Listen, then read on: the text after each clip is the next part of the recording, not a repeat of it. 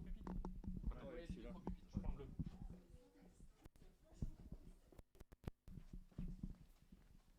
prends le bleu. Quelques mots pour vous présenter notre ISA Campus. Vous avez vécu en arrivant l'architecture contemporaine dynamique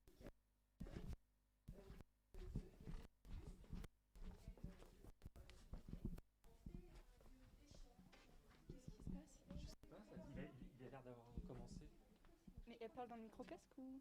Il faut qu'elle cause dedans. Hein. Et oui, mais le problème, c'est que là, j'avais l'impression qu'on entendait. Quand t'es dedans, t'entends.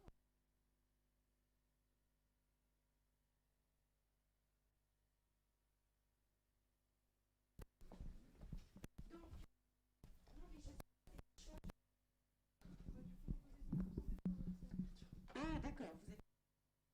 D'accord. Alors, je vais...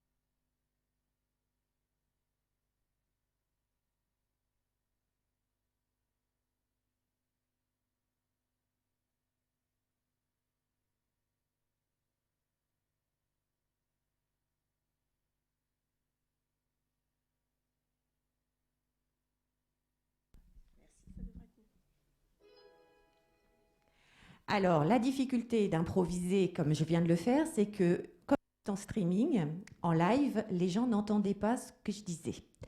Voilà, depuis la distance. Donc, je reprends le micro, mais vous avez pu tester cette nouvelle outil. Donc, 3 temps pour notre inauguration. Le premier, un temps de présentation d'une étude sur quelle construction, industrie, quelles compétences recherchées en Normandie, avec une présentation de Pierre Amblin de l'APEC. Le deuxième temps, qui sera précédé d'une transition avec 10 vidéos qui vous présenteront des témoignages d'apprenants, d'industriels. Et bien, le deuxième temps, ce sera les officiels, à savoir Madame la rectrice, Monsieur le président de région et le vice-président de la métropole Rouen-Normandie. Nous avons également ici la présence de la première adjointe au maire de la ville de Saint-Étienne-du-Rouvray, que je remercie d'être présente. Et ensuite, eh bien, vous pourrez visiter nos locaux tout en vous restaurant en parallèle, puisque vous aurez, là où vous avez pris le café, un buffet qui sera à votre disposition. Donc, des visites tournantes partiront depuis la borne accueil à l'entrée par groupe d'une douzaine de personnes. Et donc, ces groupes partiront de façon régulière en fonction de l'arrivée de votre souhait de visiter.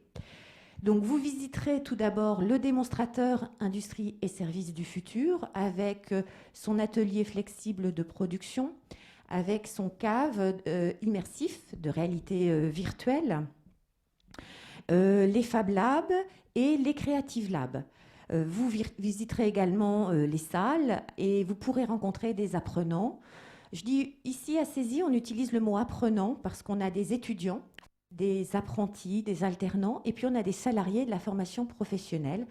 Donc c'est le terme générique que l'on utilise, qui n'est pas forcément le terme le plus habituel.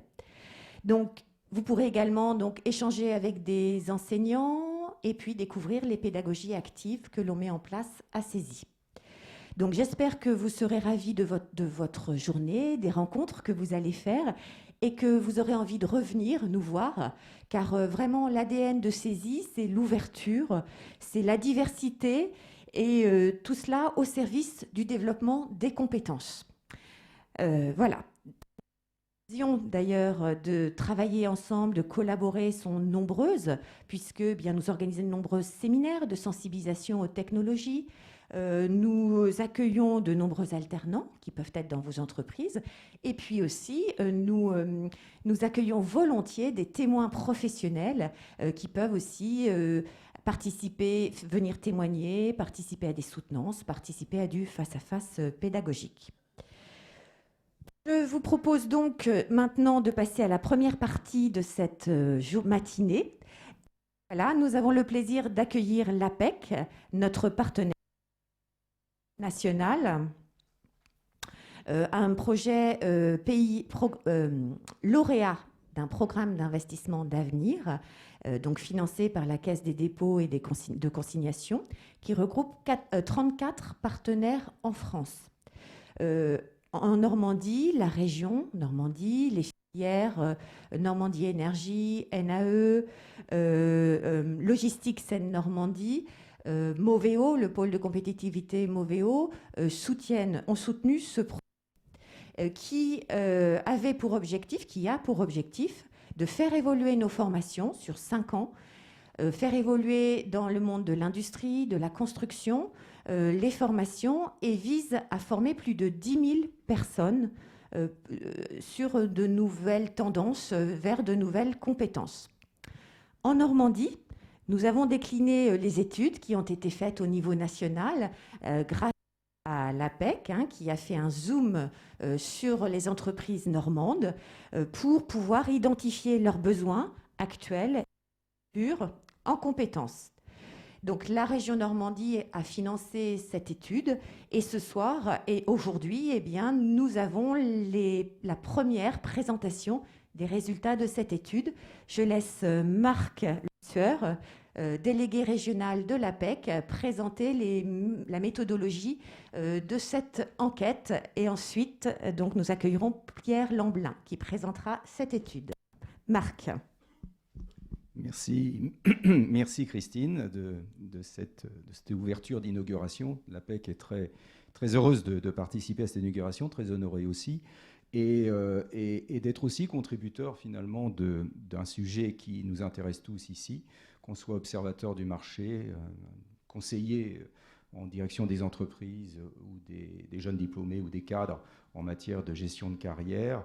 Donc de travailler sur le champ des compétences et bien évidemment on est ici au CESI qui est vraiment un temple de la formation initiale et continue en matière de compétences et donc l'intervention de l'APEC aujourd'hui prend sens aussi au travers de cette inauguration entre ces deux structures qui partagent un même ADN au niveau de leur fonctionnement, au niveau de leur gouvernance notamment et qui peuvent contribuer à éclairer par des études ad hoc, l'ensemble des intervenants économiques du territoire. Donc voilà, je voulais d'abord commencer par ce chaud remerciement à destination du CESI dans cette collaboration fructueuse. Donc, ceci étant dit, donc, l'APEC, vous connaissez, je ne vais pas faire une présentation, puisque ce serait peut-être très ennuyeux, puisque vous connaissez déjà, je suppose bien, la structure. On se caractérise aussi principalement, par contre, ça je tiens à le préciser, par un service études qui travaille, qui propose des études, comme l'a dit Christine, on a déployé des études au niveau national. Et là, l'originalité, c'est qu'on va vous présenter une étude sur le champ des compétences dans l'industrie et la construction sur le territoire de la Normandie. Donc, on a territorialisé une étude qui était précédemment plutôt une étude nationale. Donc ça, c'est intéressant, par le soutien financier, bien sûr, de la région, mais aussi par une participation financière de l'APEC, donc dans l'existence de cette étude. Au travers de cette étude, elle a pu voir le jour parce qu'un service dédié de l'APEC, le service études, représenté aujourd'hui par son directeur national, Pierre Lamblin, a mobilisé ses équipes pour la réalisation de cette étude d'une part sur des analyses d'offres, des analyses de compétences, etc. Mais en dehors de cette analyse d'offres qui a été réalisée par les services de Pierre, on a travaillé de concert aussi avec des focus group et avec des intervenants RH, des intervenants des filières industrielles et de la construction sur le territoire Normandie, de manière à challenger nos visions, on va dire, chiffrées, nos visions quantitatives avec une vision qualitative des besoins en compétences sur le territoire qui émanent des acteurs économiques. En l'occurrence, nous avons une forte mobilisation, et je tiens à remercier très sincèrement toutes les filières qui sont se mobiliser sur cette étude, sur le produit de cette étude et les résultats, en commençant par la première filière, l'aéronautique, qui a été présente à chacun de nos réunions de comité de pilotage de cette étude, la logistique, bien évidemment, l'automobile, l'énergie, la métallurgie, le bâtiment, la pharmacie et bien évidemment la région et aussi les services de l'État qui sont intervenus, qui ont été présents au travers de cette étude, de manière à nous challenger, de manière à analyser, incarner finalement les résultats de cette étude par rapport à des observations de personnes de terrain. Donc soyez chaudement remerciés de vos participations, car cette étude n'aurait pas pu se dérouler dans les conditions dans lesquelles optimales finalement si cette mobilisation n'avait pas existé. Donc ça, c'est un premier point. Le deuxième point, c'est revenir... Vous m'entendez? Oui, c'est revenu. Donc le deuxième point, c'est revenir sur la finalité de cette étude, qui est assez importante. Christine l'a précisé précédemment. C'est fort utile de manière à de compétences dans le domaine de l'enseignement supérieur pour travailler les contenus de formation, les maquettes de formation dans le cadre de la formation initiale et de la formation continue. Mais cette étude, elle permet aussi aux entreprises d'avoir une vision en matière de compétences dans l'élaboration de la gestion de leurs compétences dans l'entreprise, de manière à repérer à la fois les compétences clés à travailler, à structurer, à faire évoluer dans les entreprises dans le cadre de la fidélisation des cadres, mais aussi repérer les compétences qui doivent être repérées dans le cadre des recrutements externes. Deuxième chose sur la dimension entreprise qui me paraît très très important, on est dans une situation économique que vous connaissez, je ne vais pas la décrire, on y revient. Vous m'entendez ? Oui, voilà, c'est revenu. Donc, et sur le champ, des entreprises, travailler sur la compétence, c'est préparer le rebond, comment dirais-je, économique qui arrivera à un moment ou à un autre, où le champ des compétences sera stratégique et déterminant de la compétitivité des entreprises.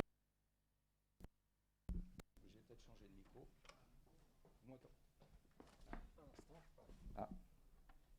1, 2. Non, puis il y a du... ça grésille. Allô? C'est bon? Oui. Oui, c'est certainement parce que je prends trop de temps, c'est pour ça. Donc je termine sur 2 points. Juste pour les entreprises, le rebond, c'est très important. Autre sujet de cette étude, c'est aussi la possibilité d'éclairer les pouvoirs publics et les institutionnels sur la gestion des compétences au niveau territorial.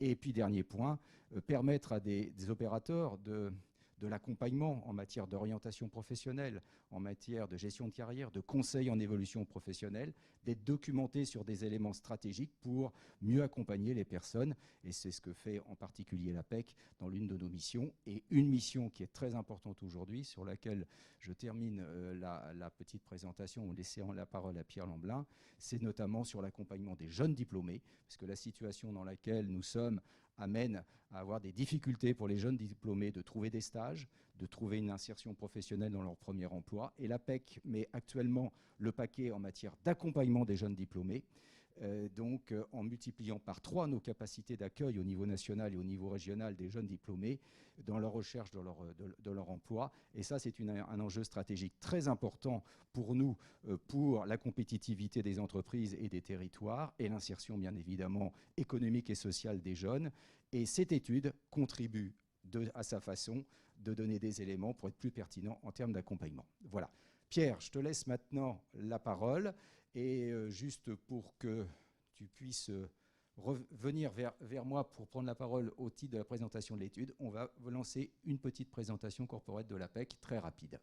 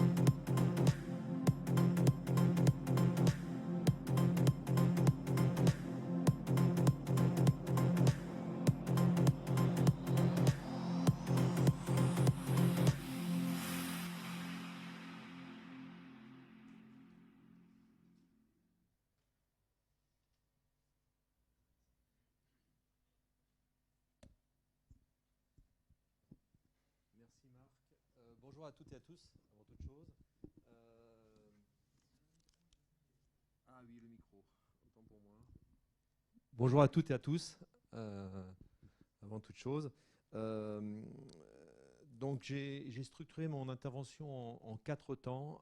Un premier temps, juste pour resituer ce qu'il en est du marché de l'emploi, bon, principalement de l'emploi cadre, dans le contexte actuel de crise, voilà, qui ne vous a pas échappé, pour aller ensuite sur les résultats de l'étude, à la fois sur les aspects dits volumétriques, ce qu'on a constaté dans l'exploitation, le traitement des offres d'emploi, donc avant la période de crise, et puis on a souhaité porter un regard complémentaire sur les offres publiées au 2e trimestre de cette année, donc après le début du confinement, et aller sur les compétences qui sont cherchées par les entreprises industrielles et de la construction en Normandie. Qu'est-ce qu'il en est des compétences aussi innovantes, des nouvelles compétences, et pour aller aussi sur les défis à relever par les entreprises dans le contexte actuel, hein, puisqu'on ira sur les difficultés de recrutement pour souligner qu'elles existaient avant, elles existent aujourd'hui, elles existeront demain. Voilà, des facteurs structurels, il y en a d'autres qui sont conjoncturels. Voilà le cheminement de mon intervention. Alors, on va s'arrêter quelques temps, enfin un petit temps, 5-10 minutes sur la conjoncture. Voilà, je pense que c'est important de faire un point là-dessus. Et la PEC y reviendra dans une conférence de presse jeudi prochain. Donc suivez la presse, je pense que c'est fortement attendu, ce sera relayé, puisque nous avons mené une interrogation en septembre auprès des entreprises, et en parallèle, nous avons interrogé les cadres en poste du privé, donc 1000 entreprises, 2500 cadres, et aussi les jeunes diplômés. Donc nous pourrons communiquer sur les tendances en matière de recrutement d'ici la fin de l'année. Également, qu'est-ce qu'il en est des perspectives en matière de recrutement, d'atterrissage d'ici la fin de l'année, les difficultés éventuelles que rencontrent certaines entreprises, et surtout prendre aussi le pouls des cadres sur le marché, donc leur niveau de confiance, leurs intentions de mobilité, donc la façon dont ils vivent la crise au quotidien, et aussi les jeunes diplômés, dont on sait, Marc l'a souligné, dont on sait qu'ils rencontrent beaucoup de difficultés, pour ne parler que des derniers promus diplômés qui sont arrivés sur le marché. Et on peut aussi parler des promotions antérieures qui ont peut-être perdu leur premier emploi et qui se retrouvent aussi avec les nouveaux arrivés. Donc il y a un phénomène d'embouteillage qui se crée sur le marché aujourd'hui. Donc voilà, rendez-vous donc jeudi prochain. Au-delà de ça, quelques éléments de conjoncture, d'autant que l'INSEE a publié sa date de conjoncture, c'était mardi. Ce mardi, avec des prévisions qui sont un peu meilleures que ce qu'ils avaient publié en juin, même s'il y a quand même un fort décrochage cette année en matière économique, hein, puisque les prévisions de croissance, le PIB, on est à moins 9 points quand même par rapport à 2019, donc c'est conséquent. Il faut revenir à très très loin, hein. Donc certains parlaient en début de crise qu'on n'avait pas connu ça depuis 39-45, voilà. Même la crise de 2008-2009, on n'avait pas eu un décrochage aussi important. Et en termes d'investissement, c'est aussi très important. Même si on était à moins 14 points en juin, on est à moins 10 points. C'est très important, d'autant que je rappelle que les deux moteurs de croissance du marché de l'emploi cadre, ce sont les investissements et la croissance. Et dans une moindre mesure, les remplacements de départ à la retraite. Voilà. Donc quand ces deux moteurs sont un peu en panne, bah, le marché va mal. Voilà. Alors tout est relatif. Quand je dis qu'il va mal, il y a encore des recrutements. Il y en a moins. Voilà. En France, l'année 2019 s'est traduite par 281 000 recrutements. Nous avions interrogé fin 2019 les entreprises sur les prévisions 2020. On était sur une dynamique, hein, une forte dynamique depuis quelques années, sur une perspective de 300 000 recrutements en 2020. Bon, bien évidemment, cette prévision est complètement caduque depuis le début de la crise sanitaire et la crise économique. Donc les 300 000, ça c'est une certitude, ils ne seront pas réalisés. on en fera beaucoup moins. Combien? Ben, rendez-vous le jeudi prochain. Moi-même, je ne connais pas encore le chiffre parce que mes équipes y travaillent encore. Voilà. Donc, mais il y en aura beaucoup moins. Après, dire est-ce que ce sera comparable à la chute des recrutements de cadres qu'on a connue en 2008-2009. Souvenez-vous, hein, la faillite de Lehman Brothers, c'était en septembre 2008. Un an après, il y avait une chute de 28% des recrutements de cadres, hein, sur le secteur privé, moins 28%. Donc c'était très conséquent, comme jamais observé depuis qu'on mesure l'évolution des recrutements, depuis plus de 35 ans. Hein. Donc est-ce que ce sera comparable à voir parce qu'aucune crise ne ressemble à une autre. Voilà, je tiens à le souligner. Certains parlent de reprise en K, en W, voilà. On entend tout aujourd'hui. Il y a certainement des secteurs très en souffrance, des secteurs qui pourraient repartir très rapidement si on arrive à sortir de cette crise, notamment sanitaire. Voilà. Qu'est-ce qu'il en sera? C'est très difficile à dire.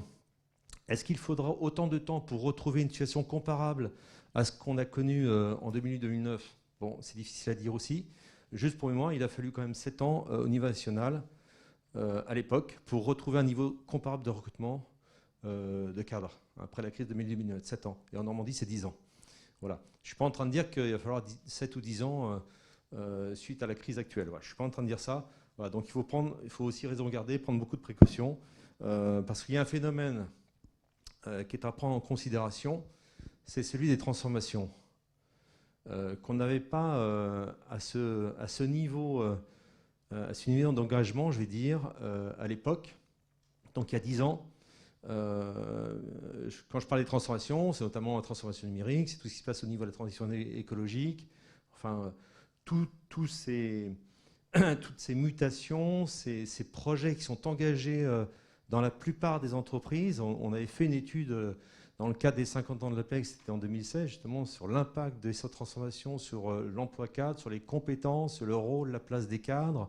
Et on voyait déjà à l'époque que près de 80% des entreprises étaient engagées. Donc ces projets vont se poursuivre, peut-être de façon ralentie, mais ça va se poursuivre. Donc ils sont en place et ça va permettre justement au marché de l'emploi cadre de se maintenir à un certain niveau. Parce que ces transformations appellent des besoins en compétences, des besoins en nouvelles compétences, en innovation, en compétences innovantes sur lesquelles on va revenir. Voilà. Donc c'est important à le prendre en compte. Juste un point, si je ne peux pas vous donner la prévision d'atterrissage qu'on annoncera la semaine prochaine, en revanche, je peux vous donner quelques indicateurs que l'on suit depuis quasiment à la semaine, hein. Au niveau des postes cadres publiés, hein, ceux qui sont publiés sur apec.fr. Pourquoi les postes cadres? Parce que c'est un révélateur assez fort du marché, c'est très représentatif du marché. Il faut savoir que 9 postes cadres à pourvoir sur 10 donnent lieu à diffusion d'offres, 9 sur 10. Hein, donc, ce qui signifie que le marché est quand même très transparent. Donc il y a des postes qui échappent à ce marché dit transparent, c'est la chasse de tête, c'est la cooptation, voilà, mais les postes y contribuent. Alors, des posts sur les job boards, sur apec.fr, il faut savoir qu'une entreprise a une approche multicanale aujourd'hui. Elle diffuse un post sur 4 à 5 canaux. Et les candidats l'ont bien compris, puisque eux-mêmes vont aller aussi se rendre visibles sur ces différents canaux. Et qu'est-ce qu'il en est de l'évolution des postes? Et ça, c'est important ce que je vais dire, parce que ça positionne aussi la Normandie par rapport au paysage français. Donc c'est plutôt assez encourageant. Voilà. Et peut-être contraire à certaines idées reçues que se font certains, parce que l'industrie est plus présente en Normandie, etc. etc. Donc ce qu'on observe depuis janvier, au niveau national, c'est une baisse du nombre de postes cadres publiés sur apec.fr de 32%. 32%. Si on regarde avec la focale des seuls postes ouverts aux jeunes diplômés, on est sur 42% de baisse. Voilà. Donc c'est significatif. Voilà, déjà pour dire ça. Alors après, on est passé par du mois 62, hein, en plein mois d'avril. Voilà. Donc un peu les montagnes russes. Alors il y a un signe encourageant, c'est le mois de septembre. Autant le mois de juillet, août, les mois de juillet, août, bon, c'était pas des mois de rétablissement. Le mois de septembre, en revanche, est très encourageant puisque on observe un écart de seulement 23% par rapport au mois de septembre 2019. Donc il y a une remontée, on va dire, qui est assez encourageante. Alors, même si elle reste encore, la baisse reste encore significative s'agissant des jeunes diplômés, hein, puisque si on est à moins 23 sur l'ensemble des offres au niveau national, on est à moins 37% pour les seules offres ouvertes aux jeunes diplômés au mois de septembre. Voilà. Donc voilà, il faut relativiser. Alors maintenant, si on regarde avec la focale normande, c'est là où c'est intéressant. Si on est à moins 23% au niveau national, en Normandie, on est à moins 12%. Et la Normandie se situe parmi les régions où la baisse est la moins forte. Si je vous donne l'Île-de-France, là où elle est la plus forte, c'est moins 32%. National, moins 23%. Hein. Et l'Occitanie, fortement touchée avec l'aéronautique, elle est à moins 30%. Voilà. Donc ça permet aussi de mettre en perspective et de relativiser et de ne pas mettre tout le monde dans le même panier aussi. Voilà. Même s'il peut y avoir des stéréotypes, des représentations qui font que, ah oui, la Normandie, il y a beaucoup d'industrie, beaucoup de ceci, donc voilà, mais ce n'est pas ce qu'on voit au niveau des offres, voilà, en tout cas. Voilà. Donc c'est plutôt encourageant.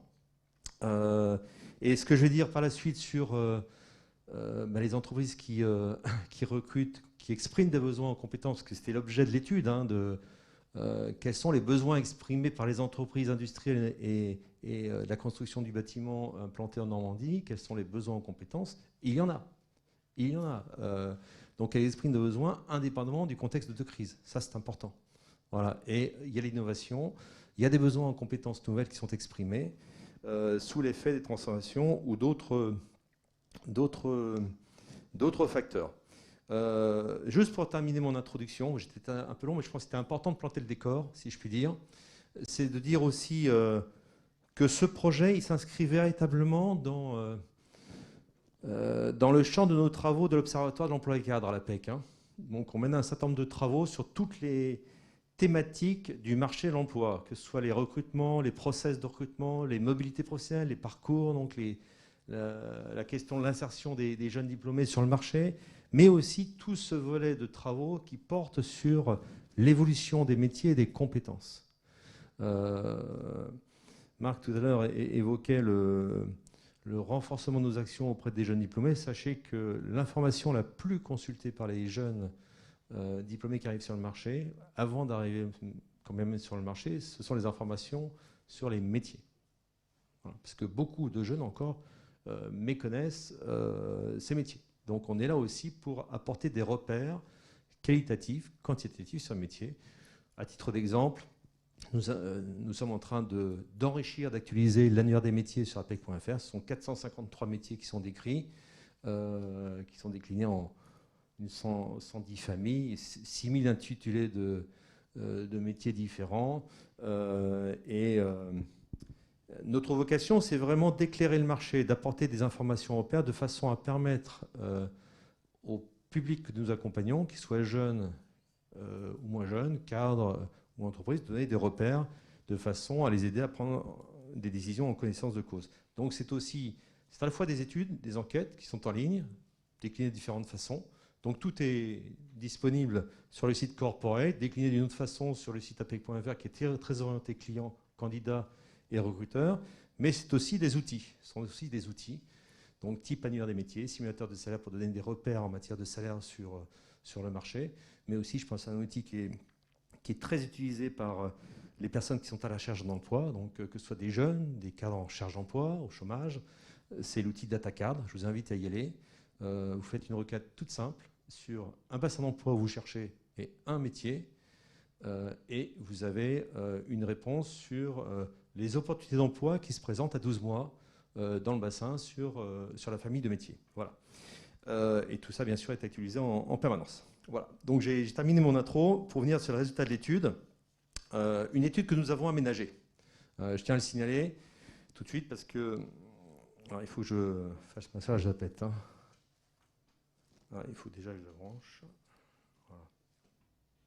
Ça marche. Ça marche. donc une démarche que nous avons aménagée compte tenu de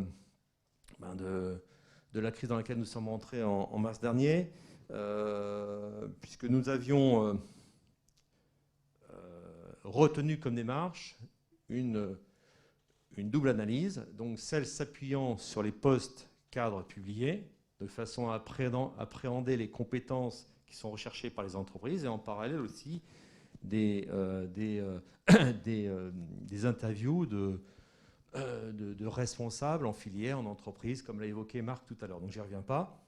Donc c'est une trentaine d'entretiens qui ont été menés, et c'est aussi le traitement de l'ensemble des offres qui ont été publiées en Normandie dans le secteur de l'industrie et du bâtiment en 2019.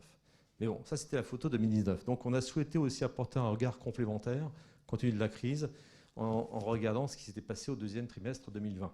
Voilà. Et de façon aussi comparative par rapport à 2019, pour voir aussi les transformations, non pas en termes de compétences, parce qu'il n'y a pas d'évolution non plus tous les 4 matins, hein, je tiens à le signaler. Moi je dis souvent aux journalistes, bon, ils attendent des scoops, ils voudraient que se créent tous les jours des nouveaux métiers. Bon. Alors moi je fais une parade en disant que s'il n'y a pas de nouveaux métiers qui se créent tous les jours, en revanche, la plupart des métiers se transforment en permanence. C'est le cas des métiers de cadre. Parce qu'ils appellent de nouvelles compétences. Et on prend n'importe quel métier, on prend dans le domaine commercial, on avait des commerciaux il y a 30 ou 40 ans, on a toujours eu des commerciaux de toute façon. Sauf qu'aujourd'hui, un commercial, un gérant d'affaires ou un technico-commercial, dans la grande distribution ou ailleurs, va mobiliser des outils, notamment digitaux, pour faire son job. Donc ça va appeler une palette de compétences nouvelles, notamment sur le domaine du numérique, du digital. Donc une double démarche qu'on a donc aménagée. Donc c'était nécessaire de façon à être plus en phase avec le marché, notamment sur le plan quantitatif pour dire ce qu'il en est. Alors quels sont les résultats sur les volumétries, sur ce qu'on observe? Voilà, ça marche bien. Donc pour parler, donc le champ que nous avons étudié, c'est bien l'industrie et la construction en Normandie. Donc sur ce champ-là, nous avons opéré 4300 offres d'emploi. Donc quand on met offres d'emploi, ce sont des postes cadres. Hein. Je ne rentre pas dans les détails techniques, mais si vous avez des questions, j'y répondrai. Mais on fait tout notre possible justement pour évacuer tous les doublons possibles. Parce que quand une entreprise publie son offre, diffuse son offre via un job board, elle peut republier plusieurs fois. Donc on évite bien sûr ces doublons, sinon ça gonflera artificiellement le volume d'offres. Alors il y a une limite à cela, c'est qu'il y a des doublons qu'on ne peut pas éliminer, hein, qui tiennent à certaines pratiques inhérentes à certains secteurs, dans l'ingénierie, dans le numérique ou autres, qui font que face à un appel d'offres, il y a plusieurs entreprises qui anticipent ce même besoin et qui vont diffuser une offre similaire. Et là, c'est la limite du système aujourd'hui. Mais peut-être qu'un jour, on y arrivera. Donc sur ces 4300 offres, on a 3200 offres dans l'industrie, 20%, et 1100 offres dans la construction. Donc 20 et 7, ça fait 27%. Ça, c'est les offres. Alors, si on regarde côté recrutement, j'étais regardé côté recrutement, justement, puisqu'on les mesure dans l'enquête annuelle. Le poids de ces deux secteurs parmi les recrutements, c'était 36%. Donc on voit bien que ça signifie quoi? Ça ne signifie pas que les chiffres sont faux pour autant. Non, ça veut dire qu'il y a aussi une part des recrutements qui échappe aux offres, qui se font de façon différente, qui peuvent être aussi de la chasse, de la cooptation. On sait que dans le secteur du bâtiment, ça existe plus fortement, notamment dans des secteurs qui souffrent d'un déficit d'attractivité. Voilà. Mais ce qui est intéressant, c'est de souligner surtout que ces secteurs sont surreprésentés en Normandie par rapport aux autres régions françaises. Ça, c'est très intéressant. Et c'est un atout pour la Normandie. La Normandie pourrait davantage communiquer là-dessus, puisque en soulignant, en allant au-delà de certaines idées reçues, stéréotypes qui font croire à beaucoup de personnes que l'industrie, c'est polluant, c'est sale, c'est bruyant, etc., etc. Enfin, toutes les images d'Épinal qu'on peut avoir. Mais beaucoup d'industries aujourd'hui, c'est c'est pas des salles blanches, mais presque, c'est très moderne, c'est robotisé, c'est automatisé. Donc c'est aussi ça. Donc c'est important de le souligner. Et si on a un poids en termes d'offres de 20% dans l'industrie, si on compare à l'Île-de-France c'est 7%, et les autres régions françaises c'est 11%. Donc c'est quasiment deux fois supérieur aux autres régions. Et même la construction, c'est un peu supérieur. 7% en Normandie contre 4% en Île-de-France et 5% hors Île-de-France. Voilà. Sur l'industrie, souligner également qu'en termes de bassin d'emploi, on a une concentration qui est très forte sur Rouen et les autres bassins du Havre, Caen, Évreux et Cherbourg. 3 offres sur 10 sont à Rouen. Et de la même façon, dans la construction, donc, bon, c'est plus dispersé, bien évidemment, puisqu'on a aussi un tissu d'entreprise de petite taille. Et il y a 2 bassins qui sont importants, c'est Rouen et Caen. Ce qu'il faut le signer, ce sont les profils qui sont cherchés. Donc, ce sont des profils essentiellement cœur de métier, si je puis dire. Donc, des métiers qui sont très axés sur la technique, donc sur la production de l'industrie, dans les services associés à la production, qui sont fortement représentés. À titre d'exemple, dans l'industrie, la production, c'est 11% des offres. Et tous les services techniques dans lesquels on met la qualité, la sécurité, la maintenance, la logistique, c'est plus d'un quart des offres d'emploi. Voilà, c'est important de le souligner. Mais aussi la présence de commerciaux qui sont aussi nécessaires pour près de 10% dans l'industrie. Et dans la construction, là on a une palette de métiers, même si la première catégorie ce sont les cadres de chantier. Et merci Marc. Voilà, nous avons des cartes qui permettent de le dire. Cadres de chantier, cadres commerciaux, mais aussi dans les fonctions études recherche. Voilà, vous avez maintenant deux slides qui vont suivre. Donc, je ne vais pas les commenter. Donc,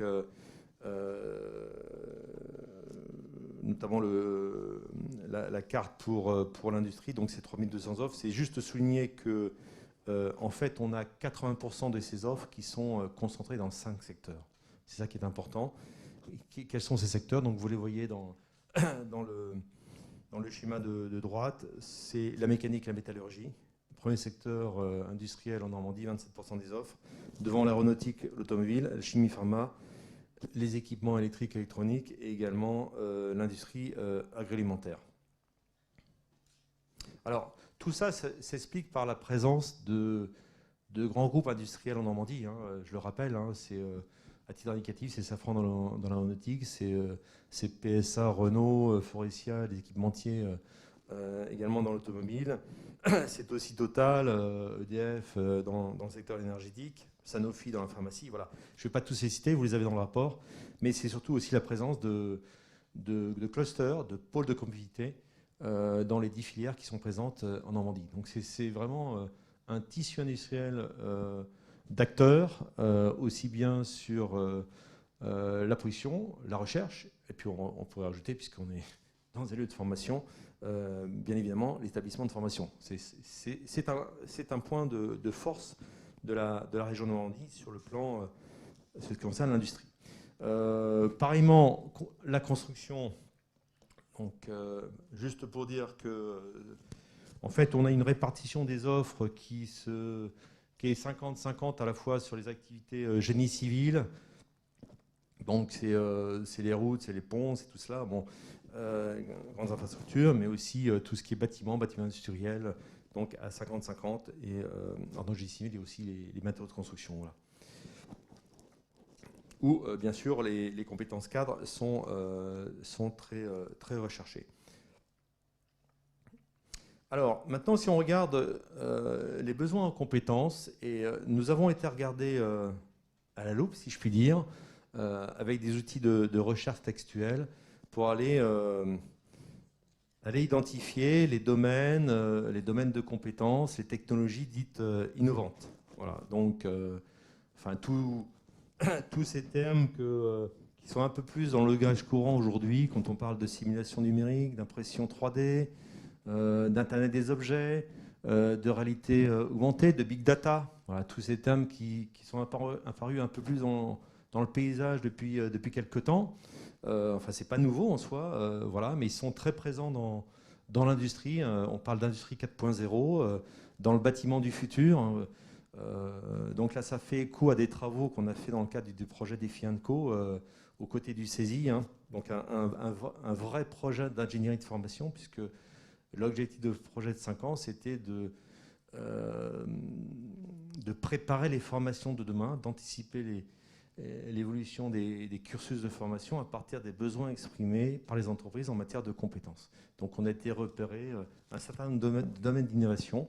Et la dernière publication, je vous invite à aller la parcourir, elle décrit 12 métiers, 12 métiers nouveaux, émergents, dont par exemple le BIM manager. Donc c'est le responsable de la modélisation numérique du bâtiment. Donc, toutes ces données qu'on rassemble sur un même espace, si je puis dire, et qui est très utile dans le bâtiment aujourd'hui, dont on parle beaucoup.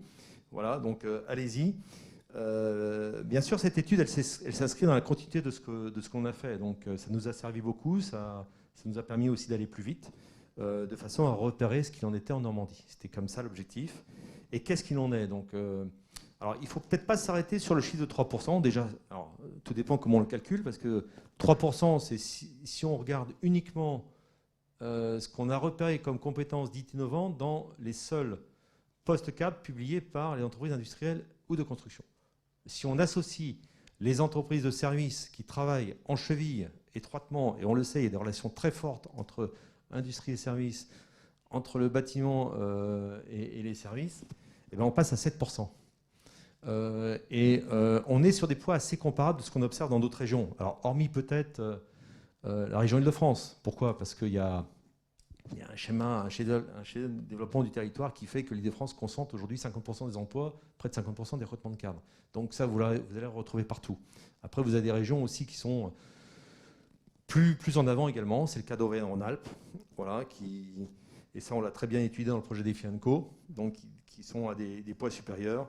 Également Occitanie ou voire un peu PACA, qui sont devant Normandie. Mais Normandie est quasiment sur le même plan que d'autres régions. Donc voilà, il ne faut pas non plus se focaliser, cristalliser trop sur ce 3 ou 7%. Voilà. Ce qu'il faut voir, c'est qu'on retrouve dans ces compétences innovantes tout ce qu'on a pu repérer ces derniers temps. Donc on n'a pas découvert de choses nouvelles en termes de compétences, c'est vrai, parce que en l'espace de 2 ans, il n'y a pas non plus des bouleversements, c'est normal. Donc ce n'est pas une surprise. C'est une bonne surprise de voir que la Normandie et les entreprises implantées en Normandie dans le domaine de l'industrie et de la construction appellent les mêmes compétences qu'ailleurs, celles qu'on a pu repérer au niveau national, à savoir l'Internet de l'objet, la data, tout ce qui relève de la simulation numérique, l'impression 3D, le domaine de la cybersécurité que je n'ai pas encore évoqué, la protection de données, qui sont des domaines indispensables aujourd'hui dans les domaines industriels notamment. Donc ça, on les a retrouvés. Voilà. Après, ce que ça sous-tend, ce sont des logiques de recrutement qui sont différentes, sur lesquelles je vais venir un peu plus loin. Alors, ces compétences nouvelles, on les retrouve dans quel secteur ? 2 tiers de ces compétences, on les retrouve dans 3 secteurs clés. C'est l'ingénierie R&D, c'est le numérique, pour ne pas dire les entreprises de services numériques ou l'activité informatique, et également les secteurs automobiles et aéronautiques. Mais bon, tous les secteurs incarnent finalement ces besoins en nouvelles compétences à des degrés divers. Voilà. Et ce n'est pas la crise qui va stopper ça, hein, ce que j'évoquais tout à l'heure. Les transformations sont en route, elles sont en place. Elles vont peut-être être freinées, se faire à des vitesses différentes selon le secteur, selon les tailles d'entreprise. On le sait, les petites entreprises sont plus en souffrance que les grandes. Et je vous invite à nous suivre jeudi prochain, puisqu'on aura un éclairage justement en distinguant les intentions d'embauche selon la taille d'entreprise. Et on sait qu'il y a des différences. Voilà. Donc, et on peut les retrouver également dans les intentions d'embauche qui peuvent être distinctes. Voilà. Ensuite, venir sur les enjeux qui sous-tendent les besoins en compétences. Nous, on On en a repéré 4. En fait, on les a catégorisés. Voilà. Il y en a 4. Il y en a un autour de tout ce qui est robotisation, automatisation des process, avec les outils connectés également. Et j'y mets aussi là-dedans aussi des nouvelles innovations comme l'impression 3D, donc, qui vient aussi bouleverser certains process. Également tout ce qui concerne l'audit à la maîtrise énergétique, la gestion de cycle de vie des produits, ce qu'on avait déjà repéré, le BIM également. Également tout ce qui est sécurité, sécurisation, protection des données. Donc ce sont des enjeux qui sont fortement différents selon les secteurs, selon les tailles d'entreprise, bien évidemment. Bien évidemment, il y a des facteurs qui peuvent faire obstacle à ces innovations. C'est quoi? C'est le coût. Le coût élevé de ces nouvelles technologies. Il y a une barrière technologique à franchir pour certaines entreprises, notamment en fonction de leur taille. Il y a les facteurs humains, parce que ça peut nécessiter bien sûr de la ressource, qu'on ne peut pas toujours mobiliser à un instant T, parce qu'il faut aussi privilégier la course au chiffre d'affaires, l'activité. Et ce sont aussi des réglementations qui peuvent faire obstacle à certaines entreprises pour déployer ces nouvelles technologies et les besoins qui vont avec. Donc là, on est véritablement sur, là encore une fois, sur le cœur de métier, sur des besoins opérationnels assez immédiats, très liés à la production, à l'outil de production, que ce soit dans l'industrie, donc sur la ligne de process, mais aussi dans le bâtiment, quand on évoque le BIM. Le BIM, c'est très connecté aussi au bâtiment, au bâti, si je puis dire. Après, ne pas oublier, bon, c'était pas un des résultats qu'on attendait dans l'étude, mais j'ai tenu à le souligner, ne pas oublier aussi toutes ces compétences dites transverses, mais aussi comportementales, de savoir-être, qu'on a pu repérer dans les travaux qu'on a menés avec le CESI dans le cadre du projet Défi Co. J'ai souhaité les souligner. Alors, juste rappeler, parce que parfois on lit des papiers qui laissent penser que seules les compétences comportementales suffiraient. Bon, moi je m'inscris en faux là-dedans. Le prérequis indispensable, c'est quand même le socle technique. Ce qui fait l'identité d'un cadre aujourd'hui, c'est son expertise, sa polycompétence, c'est ça, sa capacité à s'adapter, son autonomie, sa capacité à encadrer et manager des équipes, des projets. C'est ça qui fait l'identité d'un cadre. Donc l'expertise sur un cœur de métier, c'est important. Après, le plus, c'est vrai, ce qui peut faire la différence et ce qui fait la différence souvent aux yeux des recruteurs, ce sont les compétences complémentaires, les compétences transverses, donc comme celle d'animer l'esprit d'équipe, d'animer des équipes, voilà, animer des projets, donc cette capacité aussi à s'adapter, mais aussi des compétences comportementales qui sont listées ici, à savoir la rigueur, être force de proposition, donc ce ne sont pas des compétences qui sont sorties d'un chapeau, hein. Elles sont des compétences qu'on a repérées dans un travail assez fouillé d'exploitation des postes cadres sur une longue durée, enfin 2-3 ans, donc sur ces métiers dits innovants que j'ai pu lister tout à l'heure, donc le BIM, la simulation numérique, le big data ou d'autres tendances nouvelles métiers et qui sont aujourd'hui fortement recherchés. Après, si on n'a pas le socle technique, ça ne le fait pas non plus. Voilà, c'est important de le rappeler. Enfin, je terminerai par le défi qui attend la région et son industrie et le bâtiment implanté en région, à savoir la réalité à laquelle font face les entreprises indépendamment de la crise, à savoir des difficultés de recrutement qui sont en lien avec quatre facteurs majeurs. Donc, le déficit d'attractivité de certains secteurs. Donc, je parlais de l'image de l'industrie tout à l'heure, mais la construction, on peut dire de la même façon. Je sais que la Fédération du bâtiment avait mené des travaux par le passé, justement, auprès de personnes lambda, et le bâtiment n'attire pas. Et il s'apercevait qu'une fois que la personne a été embauchée dans le bâtiment, dans la construction, elle est épanouie, elle s'éclate. Je pense qu'on peut dire certainement la même chose de l'industrie. Donc on est vraiment sur des stéréotypes, des idées reçues à changer. On sait très bien qu'en la matière, c'est vrai pour cela, c'est vrai pour les inégalités de toutes sortes, c'est très lent à changer. Il y a aussi la question de l'attractivité régionale, et on y travaillera notamment sur le champ études l'année prochaine. Justement, le couple attractivité régionale et compétences, c'est important. Et on va le travailler dans chacune des régions françaises. C'est aussi l'attractivité des entreprises, et elle est très liée à la taille des entreprises, à l'image, à son image. C'est vrai que si on est une grande entreprise, on va attirer spontanément des centaines, des milliers de candidatures. Si on est une petite entreprise, qui plus est enclavée dans un territoire peu attractif, pour ne pas dire enclavé, pour ne pas dire rural, et quand je dis, attention, ce n'est pas péjoratif, hein, mais c'est la réalité que vivent certaines entreprises aujourd'hui, c'est compliqué, et on le sait. Et c'est encore plus compliqué si on cherche à embaucher un data scientist. Voilà. Sur des métiers qui sont fortement demandés, et même en ce moment. Et enfin, c'est l'adéquation entre les besoins et les profils des candidats.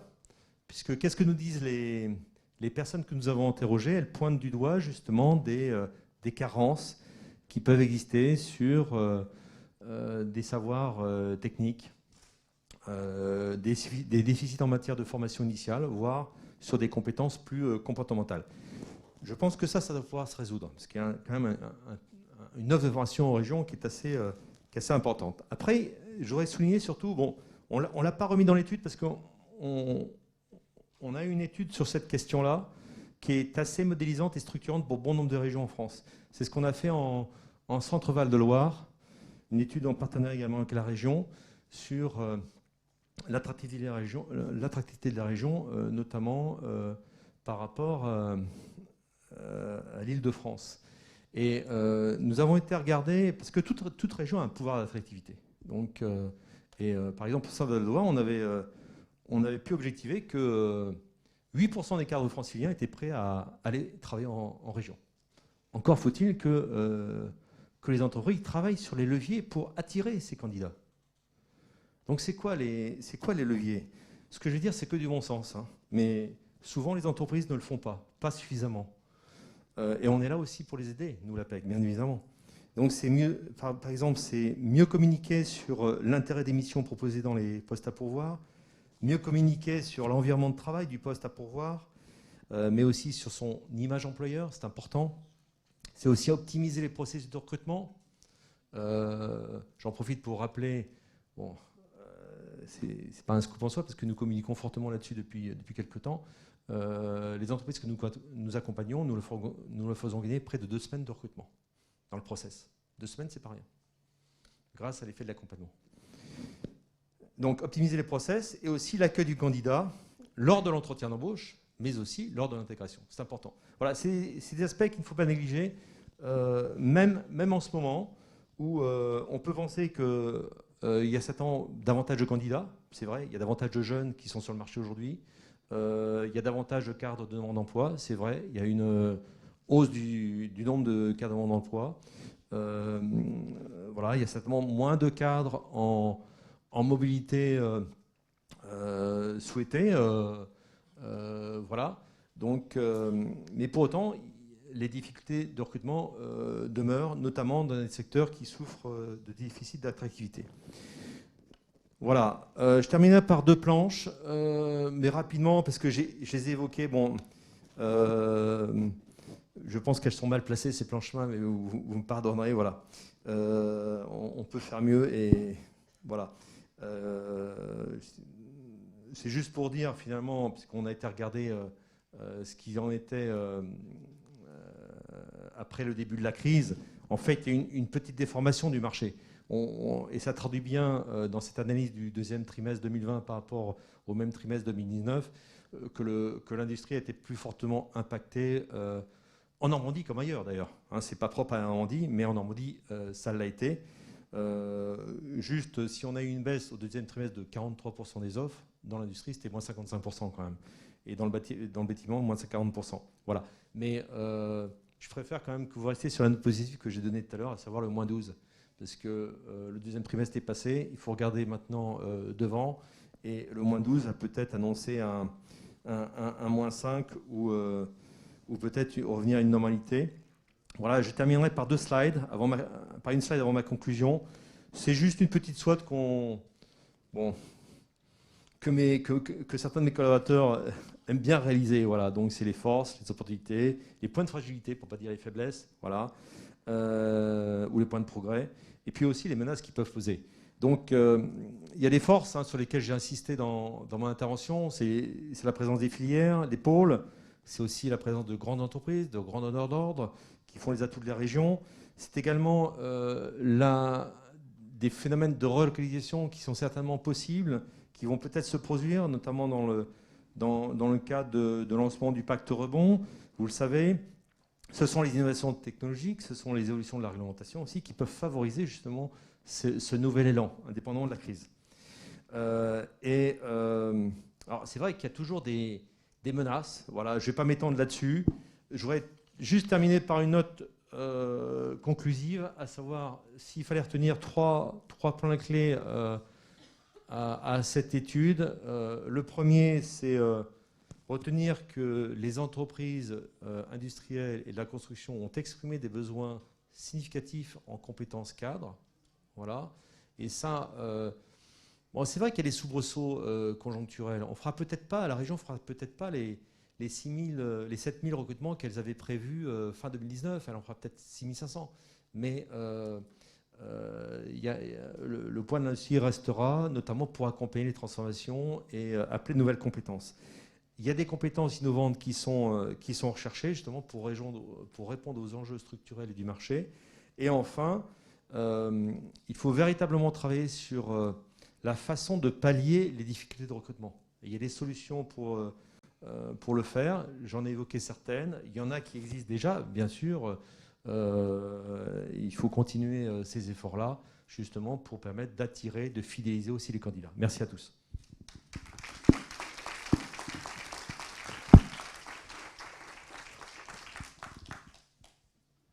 Alors maintenant, place aux questions, si on a encore un peu de temps. On a encore 5-10 minutes ou pas? J'ai dû déborder. Je suis trop bavard. C'est mon défaut. Alors, une question, et une très bonne question.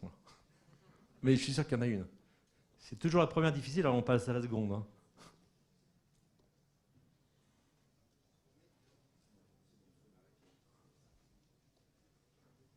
Bon, merci à tous.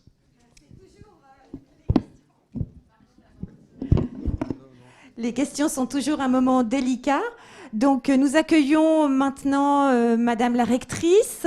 Si vous voulez venir vous asseoir, Monsieur le président de région, Monsieur le vice-président de la région, de la métropole.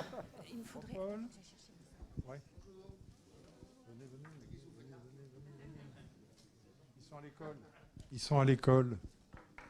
Vous voyez, on fait des jeunes et des moins jeunes.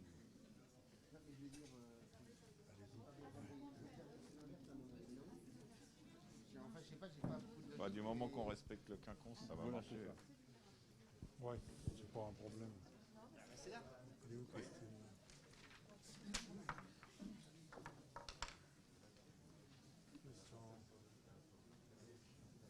Parfait. Frédéric, tu as une place? Oui, mais ça là.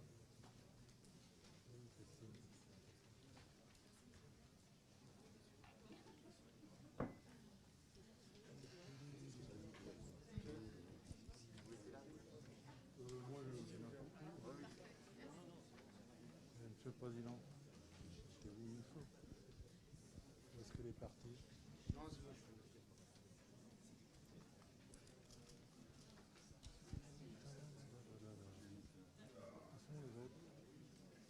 Tout le monde est rentré? Très bien. Bon. On a perdu notre directrice régionale, mais elle arrive. Elle est partie à la régie chercher ce qu'il fallait. Ne vous inquiétez pas. J'ai l'impression d'être un peu speakerine quand il y a une panne de micro, vous savez, ou de choses comme ça. Alors on se dit, d'abord, est-ce que la réunion précédente, c'était bien d'abord, au moins l'amphi était bien, au moins. Bon, ça, c'est déjà ça. Eh bien, bonjour à Ah, tous. là voilà. Bonjour à tous. Madame la rectrice de la région Normandie, Monsieur le président de la région Normandie, Monsieur le vice-président de la métropole, Madame la vice-présidente de la région, Madame la première adjointe au maire, c'est un honneur que vous nous faites en étant présent ce jour. Monsieur le président de CESI, cher Pierre, monsieur le directeur général de CESI, cher Vincent, messieurs les administrateurs de CESI, monsieur le président de notre CFA, Philippe Eudeline, et puis tous les membres du COMEX CESI, bienvenue. Merci d'être présents avec nous aujourd'hui. Merci de votre soutien à vous toutes et tous. Bienvenue à nos partenaires, dirigeants d'entreprise, responsables de filières, pôles de compétitivité, d'associations, aux collègues directeurs de l'enseignement supérieur qui sont présents aujourd'hui, j'en vois quelques-uns parmi nous, nos partenaires comme l'université, la commune, nous sommes membres de la commune Normandie Université, le CFA, le BTP CFA, l'INSA, les CIGELEC, qui sont, pour ne citer que nos voisins les plus proches et qui sont des partenaires avec lesquels nous développons des projets pédagogiques et des projets de recherche. En période inédite, inauguration inédite, nous allons saisir et s'adapter, et cette inauguration est retransmise en direct sur notre site. Et je sais qu'à distance, nombre d'alumni, nombre de salariés de CESI également suivent sur leur PC, voilà, et ainsi que les intervenants professionnels. En cette journée inaugurale, je tiens tout particulièrement à mettre à l'honneur tous les salariés et les intervenants professionnels qui travaillent à CESI, puisque sans eux, rien ne serait possible. C'est grâce à leur engagement, à leur professionnalisme et à leur esprit d'équipe que nous sommes arrivés aujourd'hui et que cette belle aventure que nous célébrons aujourd'hui a pu voir le jour. Donc un grand merci à eux tous pour leur engagement. Avant de parler de notre campus, eh bien, je vous propose de le survoler en 1 minute.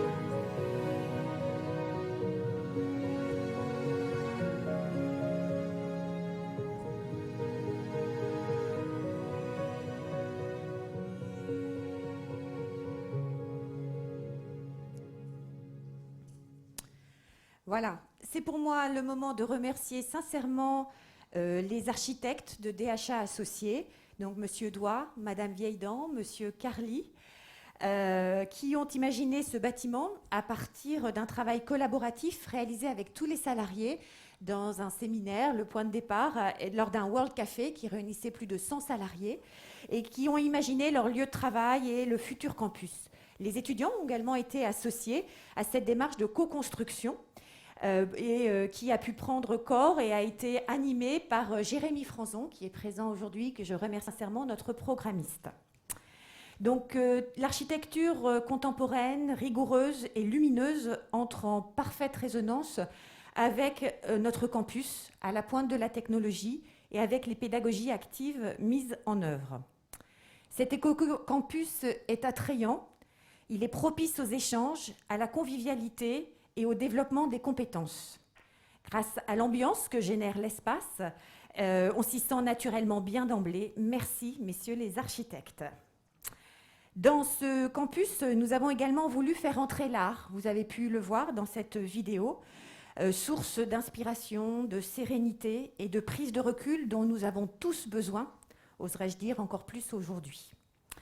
Avec Fanny Sessou, nous avons collaboré avec des artistes locaux pour enrichir les espaces que vous découvrez à l'écran. Un grand merci à eux et vous aurez le plaisir de les découvrir tout à l'heure.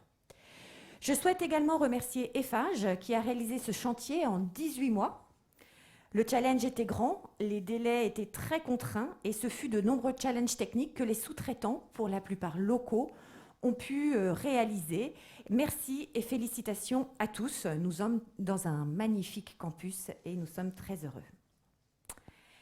Cette situation inédite que nous vivons bouleverse nos traditions, mais je souhaite rester fidèle en rendant hommage à mes prédécesseurs et collègues. Tout d'abord, Richard Lecoeur, que je vois là-bas dans la salle, Jean-Louis Allard, directeur de région, qui ont posé les bases et développé CESI depuis maintenant 1982 en Normandie. Jean-Louis Allard n'est malheureusement pas présent parmi nous aujourd'hui, mais il le regrette sincèrement. Nous aussi. Je souhaite également rendre hommage au travail extraordinaire réalisé par Bélassène Mazari, qui est également là, Xavier Révérend, que j'ai vu également, qui est présent, qui, tous deux directeurs à Rouen à une époque, aujourd'hui respectivement directeur de la recherche et de l'innovation du groupe CESI pour Bélassène Mazari et directeur national de l'École supérieure de l'alternance et de formation des managers pour Xavier Révérend. Richard, Jean-Louis, Bélassène, Xavier, par votre engagement et votre connaissance du territoire, vous avez largement contribué à faire ce que CESI est devenu aujourd'hui. Merci beaucoup. Et j'aime citer un proverbe africain qui me tient à cœur et que je vous dédie aujourd'hui, qui est « En buvant l'eau du puits, n'oublie pas ceux qui l'ont creusé ». On ne vous oublie pas, messieurs. Merci pour tout le travail que vous avez fait. Et vous ne le savez pas, mais je vous l'annonce aujourd'hui, votre nom est inscrit dans le mantra, une des œuvres d'art qui est à l'entrée de l'amphithéâtre, où nous avons mis des citations, nous avons fait le choix de noms de salles que vous avez pu voir rapidement. Sachez que ce bâtiment, ce campus, comprend autant de noms de salles de femmes célèbres que d'hommes. Je pense pouvoir dire que c'est unique en France, peut-être même détenons-nous une mondiale, une première mondiale. Voilà, donc après ce clin d'œil et cette introduction, je vais donner la parole à Pierre Chasguet, président de CESI, qui nous fait l'honneur d'être parmi nous aujourd'hui. Je vous demande de l'accueillir chaleureusement. Je parle avec le micro. Oui. Ça va passer. Il y a au moins maître. Merci, Président. Mesdames, Messieurs, c'est un grand honneur et surtout un grand plaisir pour un président de participer à une inauguration aussi emblématique que celle de ce nouveau campus CESI Rouen et d'accueillir autant de personnalités, nous faisant l'amitié de partager la fierté de cette magnifique réalisation au service d'une des plus belles causes qui soit et qui nous anime tous, la diffusion des savoirs, des connaissances et des cultures générales et techniques au titre de l'enseignement supérieur auquel nous consacrons toute notre énergie et tout notre enthousiasme. Madame Christine Gavani-Chevet, rectrice de l'Académie de Normandie, représentant le ministère de l'Enseignement supérieur, de la Recherche et de l'Innovation, Monsieur Hervé Morin, le président de cette magnifique région, Monsieur Abdelkrim Marchani, le vice-président de la métropole Rouen-Normandie, Madame Anne-Émilie Ravache, première adjointe au maire de Saint-Étienne-du-Rouvray, et vous tous, représentant les entreprises, les fédérations professionnelles ou patronales, les dirigeants d'établissements d'enseignement et d'écoles partenaires, tous les enseignants et ceux qui participent et nous aident dans notre mission, avec tous les amis de CESI ici présents, soyez les bienvenus.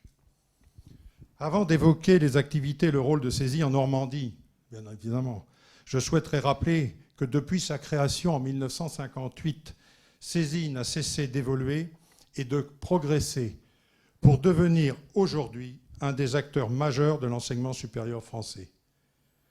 Chaque année, plus de 24 000 étudiants, alternants et salariés sont formés à CESI, dont 14 000 par la voie de l'apprentissage. CESI ayant toujours été un leader en ce domaine. 1000 salariés aujourd'hui concourent avec 2800 intervenants et experts à la réussite de tous ces apprenants, à l'un des, ou à plusieurs, des 56 diplômes et titres enseignés sur nos 25 campus sur l'ensemble du territoire français. Ces diplômes et certifications ont pour vocation d'ouvrir à nos diplômés les portes des entreprises qui très régulièrement plébiscitent leurs valeurs et leur excellence.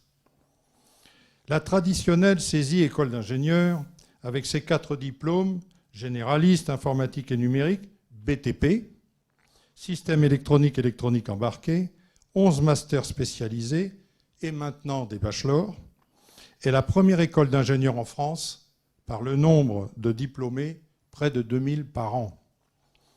CESI École supérieure de l'alternance, de bac à bac plus 5, 6 filières d'excellence, diplôme, elle aussi, 3000 étudiants par an. CESI École des formations des managers, plus de 1000.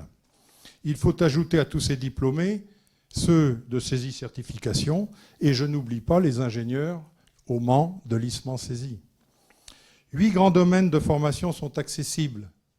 L'informatique et le numérique, l'industrie et services, le BTP, management, qualité, sécurité, environnement, ressources humaines, marketing digital, système électronique embarqué.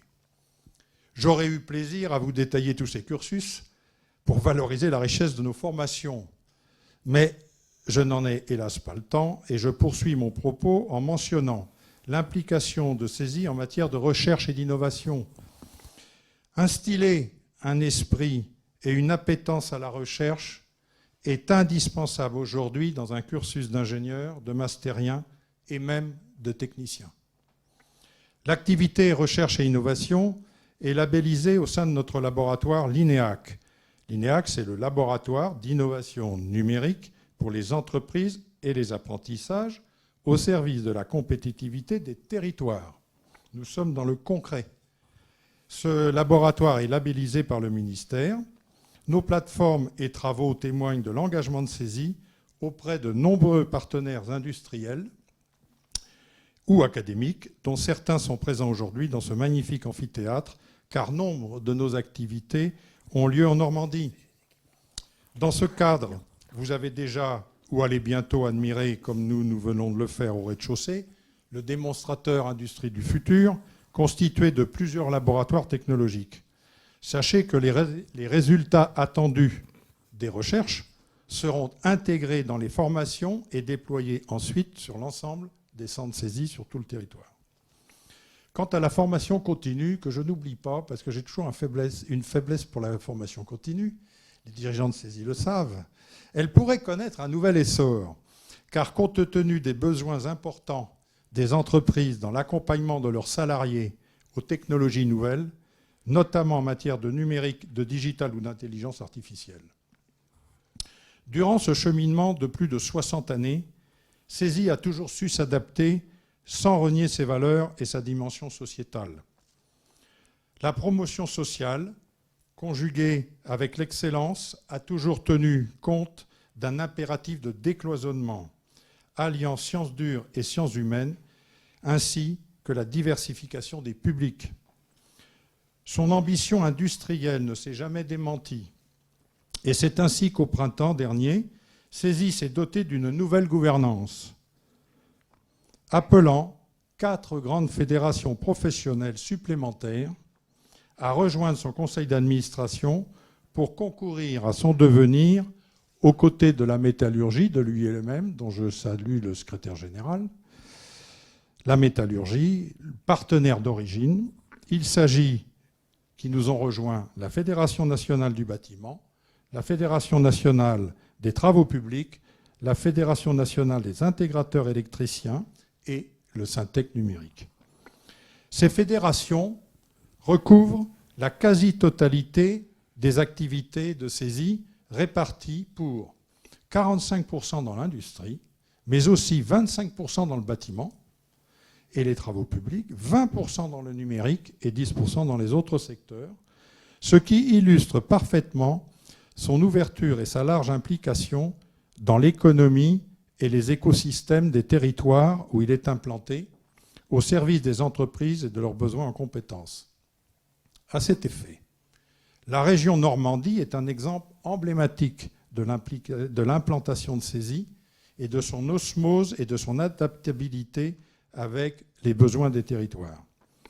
Depuis près de 40 ans, avec le campus de Rouen, puis maintenant avec le campus de Caen, CESI forme aujourd'hui sur la région plus de 1600 étudiants et 600 salariés d'entreprise. Les anciens locaux de Mont-Saint-Aignan n'étant plus adaptés à son développement, il était nécessaire de choisir une nouvelle implantation. Et c'est au cœur du campus Sciences et Ingénierie Rouen-Normandie, sur ce plateau du Madrier, que la décision fut prise d'acheter un terrain et d'y édifier le magnifique bâtiment où nous avons le plaisir d'être réunis aujourd'hui. Je ne m'étendrai pas sur les prouesses architecturales réalisées par l'architecte et les constructeurs, mais le résultat est sans appel. C'est une réussite en tout point, et vous aurez l'occasion au cours des visites organisées d'apprécier cet édifice entièrement pensé et conçu pour l'enseignement, la recherche et l'innovation. 10 000 mètres carrés ne s'élèvent pas tout seuls, et il faut mobiliser de gros moyens pour y parvenir.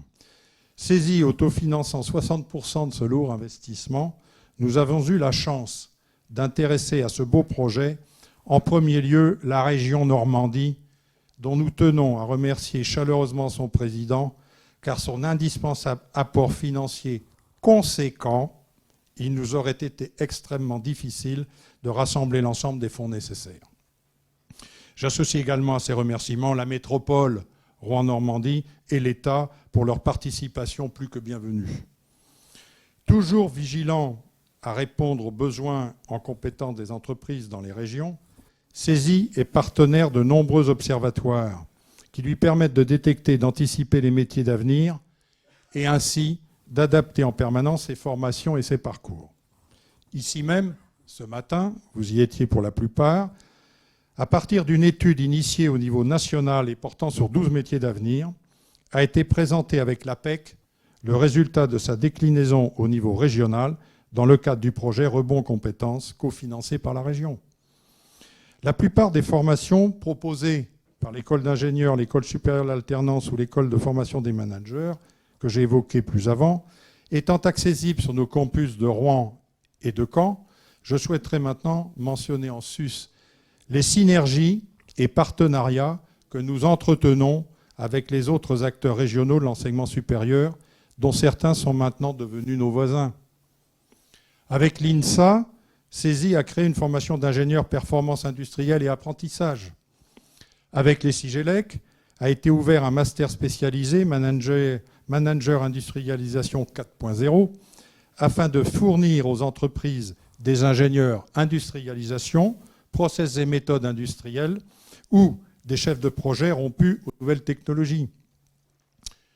pour les PME, les ETI du BTP vient d'être mise en place avec les ITEC, l'École supérieure d'ingénieurs des travaux publics de Caen, et en partenariat avec Bâtiment CFA Normandie, une formation d'ingénieurs BTP en apprentissage, intégrant la complexité croissante et les défis de la transition numérique énergétique, utilisant le BIM, concourant ainsi à l'émergence des bâtiments intelligents. Il faut noter également l'implication de CESI dans le projet dénommé CEN, Campus d'excellence internationale normand des énergies, porté par l'Académie de Normandie, la région, l'INSA, CESI et Sigelec, l'université et les partenaires industriels. CESI concourt aussi depuis février dernier à améliorer la poursuite des études vers le supérieur dans le cadre de parcours d'excellence sur la base du mérite et non de l'origine sociale, avec les collèges et lycées de la métropole comme les collèges Braque et Boileau ou le lycée Gustave Flaubert. CESI est membre donc de la communauté, la Comue Normandie Université, de Normandie Tech, une association regroupant 13 écoles d'ingénieurs et l'école d'architecture pour développer des projets en faveur des entreprises du territoire, association présidée d'ailleurs par Christine Dispa, notre directrice régionale. CESI est membre aussi de César. César, c'est la conférence de l'enseignement supérieur de l'agglomération de Rouen pour valoriser et développer l'enseignement supérieur. Enfin, CESI est également membre du campus Sciences et Ingénierie Rouen-Normandie, présidé par Philippe Eudeline, que je salue, dont l'un des objectifs est de renforcer l'attractivité de nos territoires, étant également président, Philippe Eudeline, de notre conseil scientifique au niveau national. Je pourrais mentionner encore d'autres partenariats ou projets, comme TIGA, porté par la métropole Rouen-Normandie, et ses partenaires intitulés Rouen Mobilité Intelligente, pour tous, dans le but de fluidifier les déplacements dans la métropole pour diminuer l'impact environnemental. Le vice-président de celle-ci, qui connaît bien CESI, l'évoquera sans doute dans quelques instants. L'implantation régionale de CESI n'est donc pas un vain mot. Et l'objectif ultime de notre action est bien de concourir à former un maximum de personnes de haut niveau, notamment des jeunes, bien dans leur tête et bien dans leur société, pour irriguer le tissu industriel normand. Et sur ce point, nous avons la satisfaction de constater que 80% de nos diplômés sont embauchés et restent sur le territoire. Il faut dire que la Normandie n'est pas la région la plus désagréable pour l'activité professionnelle et la vie personnelle. Voilà, très chers amis, ce que je souhaitais évoquer ou rappeler ce matin de la mission de CESI et de son implantation normande et vous exprimer toute la satisfaction de ses dirigeants et de son président. Mais tout ceci, comme l'a dit Christine Dispa, n'est possible que grâce aux équipes enseignantes de recherche, commerciales, administratives, qui chaque jour collaborent à sa réussite avec une conscience aiguë des enjeux qui sont les siens, sous l'égide d'équipes dirigeantes de haut niveau. CESI, c'est non seulement un magnifique organisme à but non lucratif de 120 millions de chiffre d'affaires sans aucune subvention de fonctionnement, je le précise quand même, nous sommes fiers, mais c'est surtout un état d'esprit, une compétence, une ouverture et une posture qui œuvrent pour l'intérêt général et qui, je crois, a démontré depuis plus de 60 ans son efficacité et sa valeur. Je vous remercie. Christine.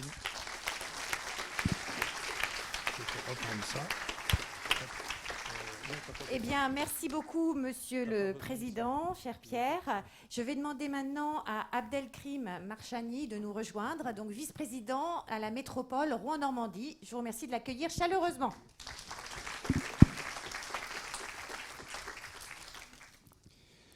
Merci, chère Christine.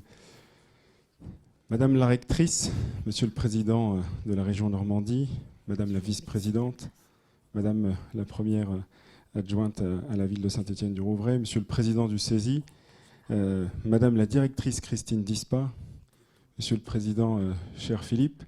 Donc c'est avec beaucoup de fierté en fait que je prends la parole aujourd'hui parce que étant moi-même ancien du CESI, alors c'est vrai, c'était pas dans les mêmes locaux, on n'avait pas les mêmes facilités, mais je trouve que c'est un très bel outil et ayant moi-même fait ce parcours, alors vous faites vous disiez tout à l'heure que vous étiez très sensible à la formation continue. Moi, j'ai pu faire la formation en alternance. Et ça, c'était une expérience extraordinaire. Et à l'époque, il n'y avait pas tant que ça d'écoles qui faisaient l'alternance en école d'ingénieur. Et c'était une manière aussi de pouvoir continuer ses études tout en étant payé. Ça, c'était plutôt sympa. Donc, c'est une vraie fierté pour moi d'inaugurer un tel bâtiment parce que c'est aussi pour notre territoire une vraie possibilité de rayonner. On dit souvent, et c'est peut-être vrai, peut-être faux, vous le partagez peut-être pas, qu'on n'est pas assez dans les radars au niveau de la métropole Rouen-Normandie. Mais c'est aussi grâce à des réussites comme celle-ci qu'on va l'atteindre, ces radars, et pouvoir être un peu plus dans j'allais dire, la place to be, et j'espère pouvoir y contribuer moi-même en tant que vice-président. Je tiens quand même à excuser le président de la métropole qui malheureusement n'a pas pu se déplacer, mais qui suit de très près la réalisation et on le verra par la suite. J'espère qu'on pourra avoir de plus fortes collaborations avec le CESI. Ce projet nécessite le concours de plusieurs partenaires, on l'a dit tout à l'heure, la métropole, la métropole Rouen-Normandie aussi y a participé à hauteur de 500 000 €. Mais je voulais avant tout remercier l'abnégation et tout le travail. Alors bien sûr, moi je ne connais que le travail qu'a fait la directrice, mais j'imagine qu'il y a au-delà de la directrice, il y a tout un travail et toute une équipe qui était là. Donc bravo chère Christine, parce que c'est un beau fleuron que vous nous avez fait pour l'ensemble du territoire, et c'est très agréable, sincèrement, de pouvoir échanger avec d'autres personnes ailleurs en France et de leur dire il se passe des choses ici sur notre territoire, vous devriez venir visiter le CESI avec tout ce qu'on a pu visiter tout à l'heure. Vous m'avez fait une surprise parce que je suis passé et on n'a pas pu le voir, mais là je l'ai découvert et je le répète, on n'avait pas ça nous à une certaine époque. Donc et en plus, il y a une vraie logique parce que le CESI s'inscrit pleinement dans ce nouveau campus et la stratégie de la métropole Rouen-Normandie, c'est de s'inscrire dans cette terre d'innovation et industrie du futur. Vous l'avez dit, Monsieur le Président, tout à l'heure, sur TIGA, c'est un des exemples. Mais très vite, j'ai envie de me tourner vers l'exemple qui est porté par Belhacem Mazari sur le projet Défi Co dans le cadre de son démonstrateur Industrie du futur. Moi, très sincèrement, j'ai été bluffé par ce que j'ai vu tout à l'heure. Ça prouve qu'il y a une dimension aujourd'hui qui est complètement changeante sur l'apprentissage.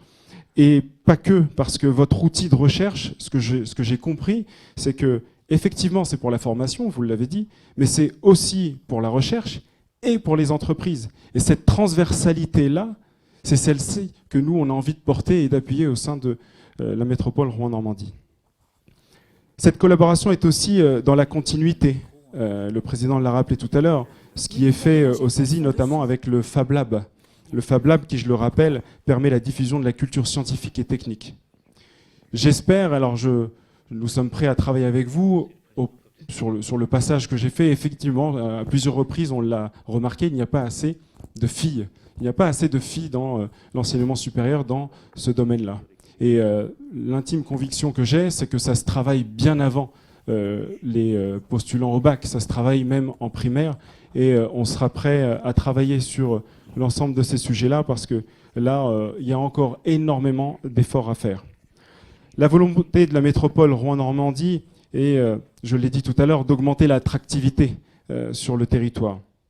Et le CESI forme aujourd'hui une majorité de Normands. Et ce qui est intéressant, et vous l'avez précisé tout à l'heure, c'est que ces Normands restent sur le territoire. Et donc, on parle d'attractivité dans le sens pouvoir attirer, mais ce qui est intéressant aussi, et c'est ce que fait le CESI, c'est de permettre de maintenir ces compétences sur le territoire.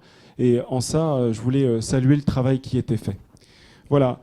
Je conclurai par un mot, c'est que nous sommes aujourd'hui prêts à intensifier le travail que nous faisons avec l'ensemble de l'enseignement supérieur sur le territoire. On a déjà commencé à rencontrer un certain nombre de directrices et de directeurs. Donc la porte est évidemment ouverte, toujours dans ce souci d'aller vers la transition sociale écologique, de travailler un peu plus en transversalité. Et dès lors que les projets seront en ce sens, vous nous trouverez en accompagnateur sur votre chemin. Voilà, merci à vous.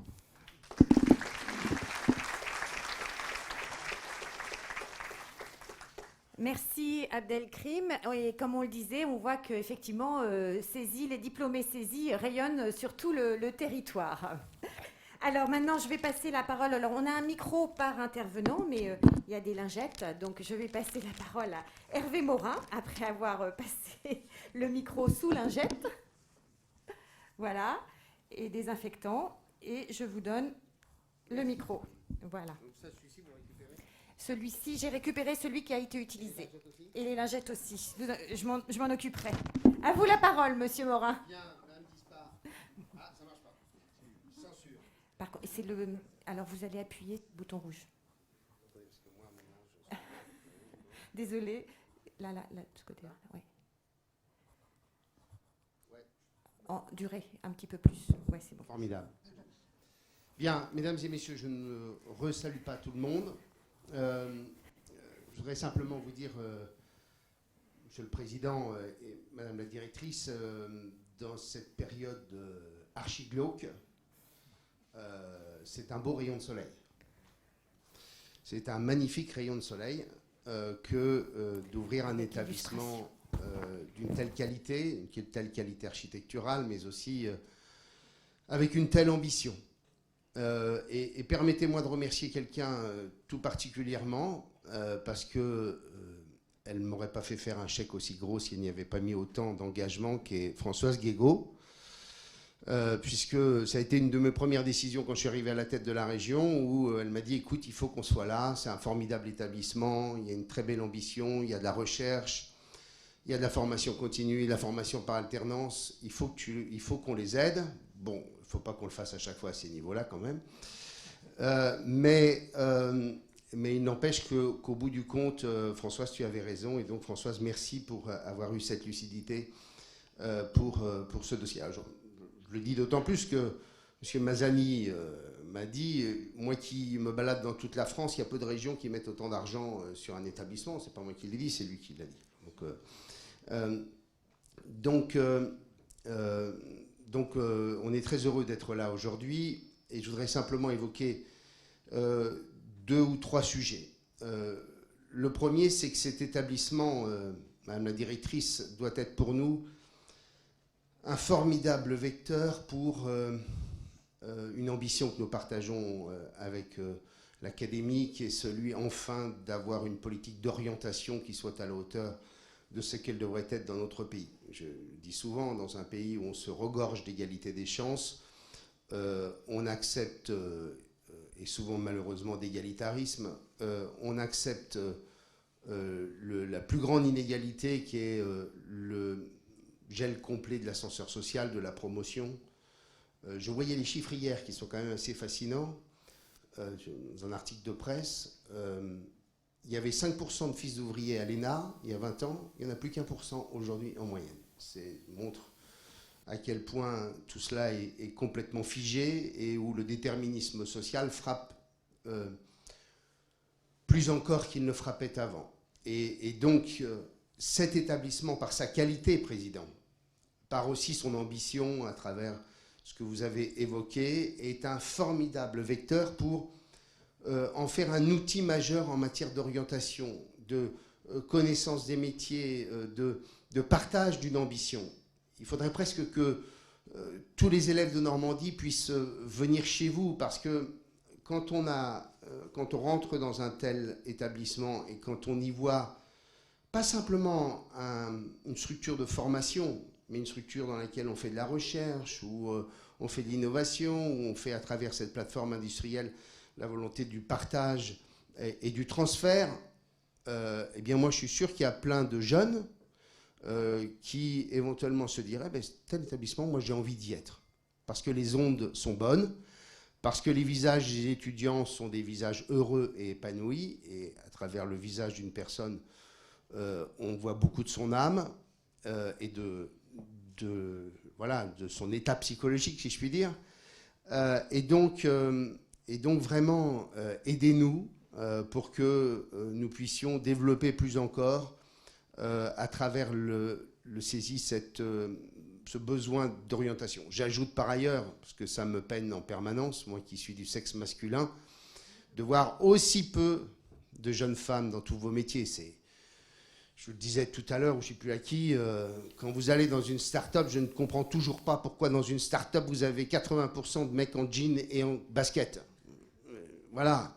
Et comme je disais, j'étais il y a peu de temps dans un lycée, 2 lycées différents, l'un à Cherbourg, l'autre dans l'agglomération rouennaise, et dans des métiers de post-bac, dans des lycées professionnels sur des boulots de la maintenance industrielle, ou tout du moins, ou l'autre sur la chaudronnerie.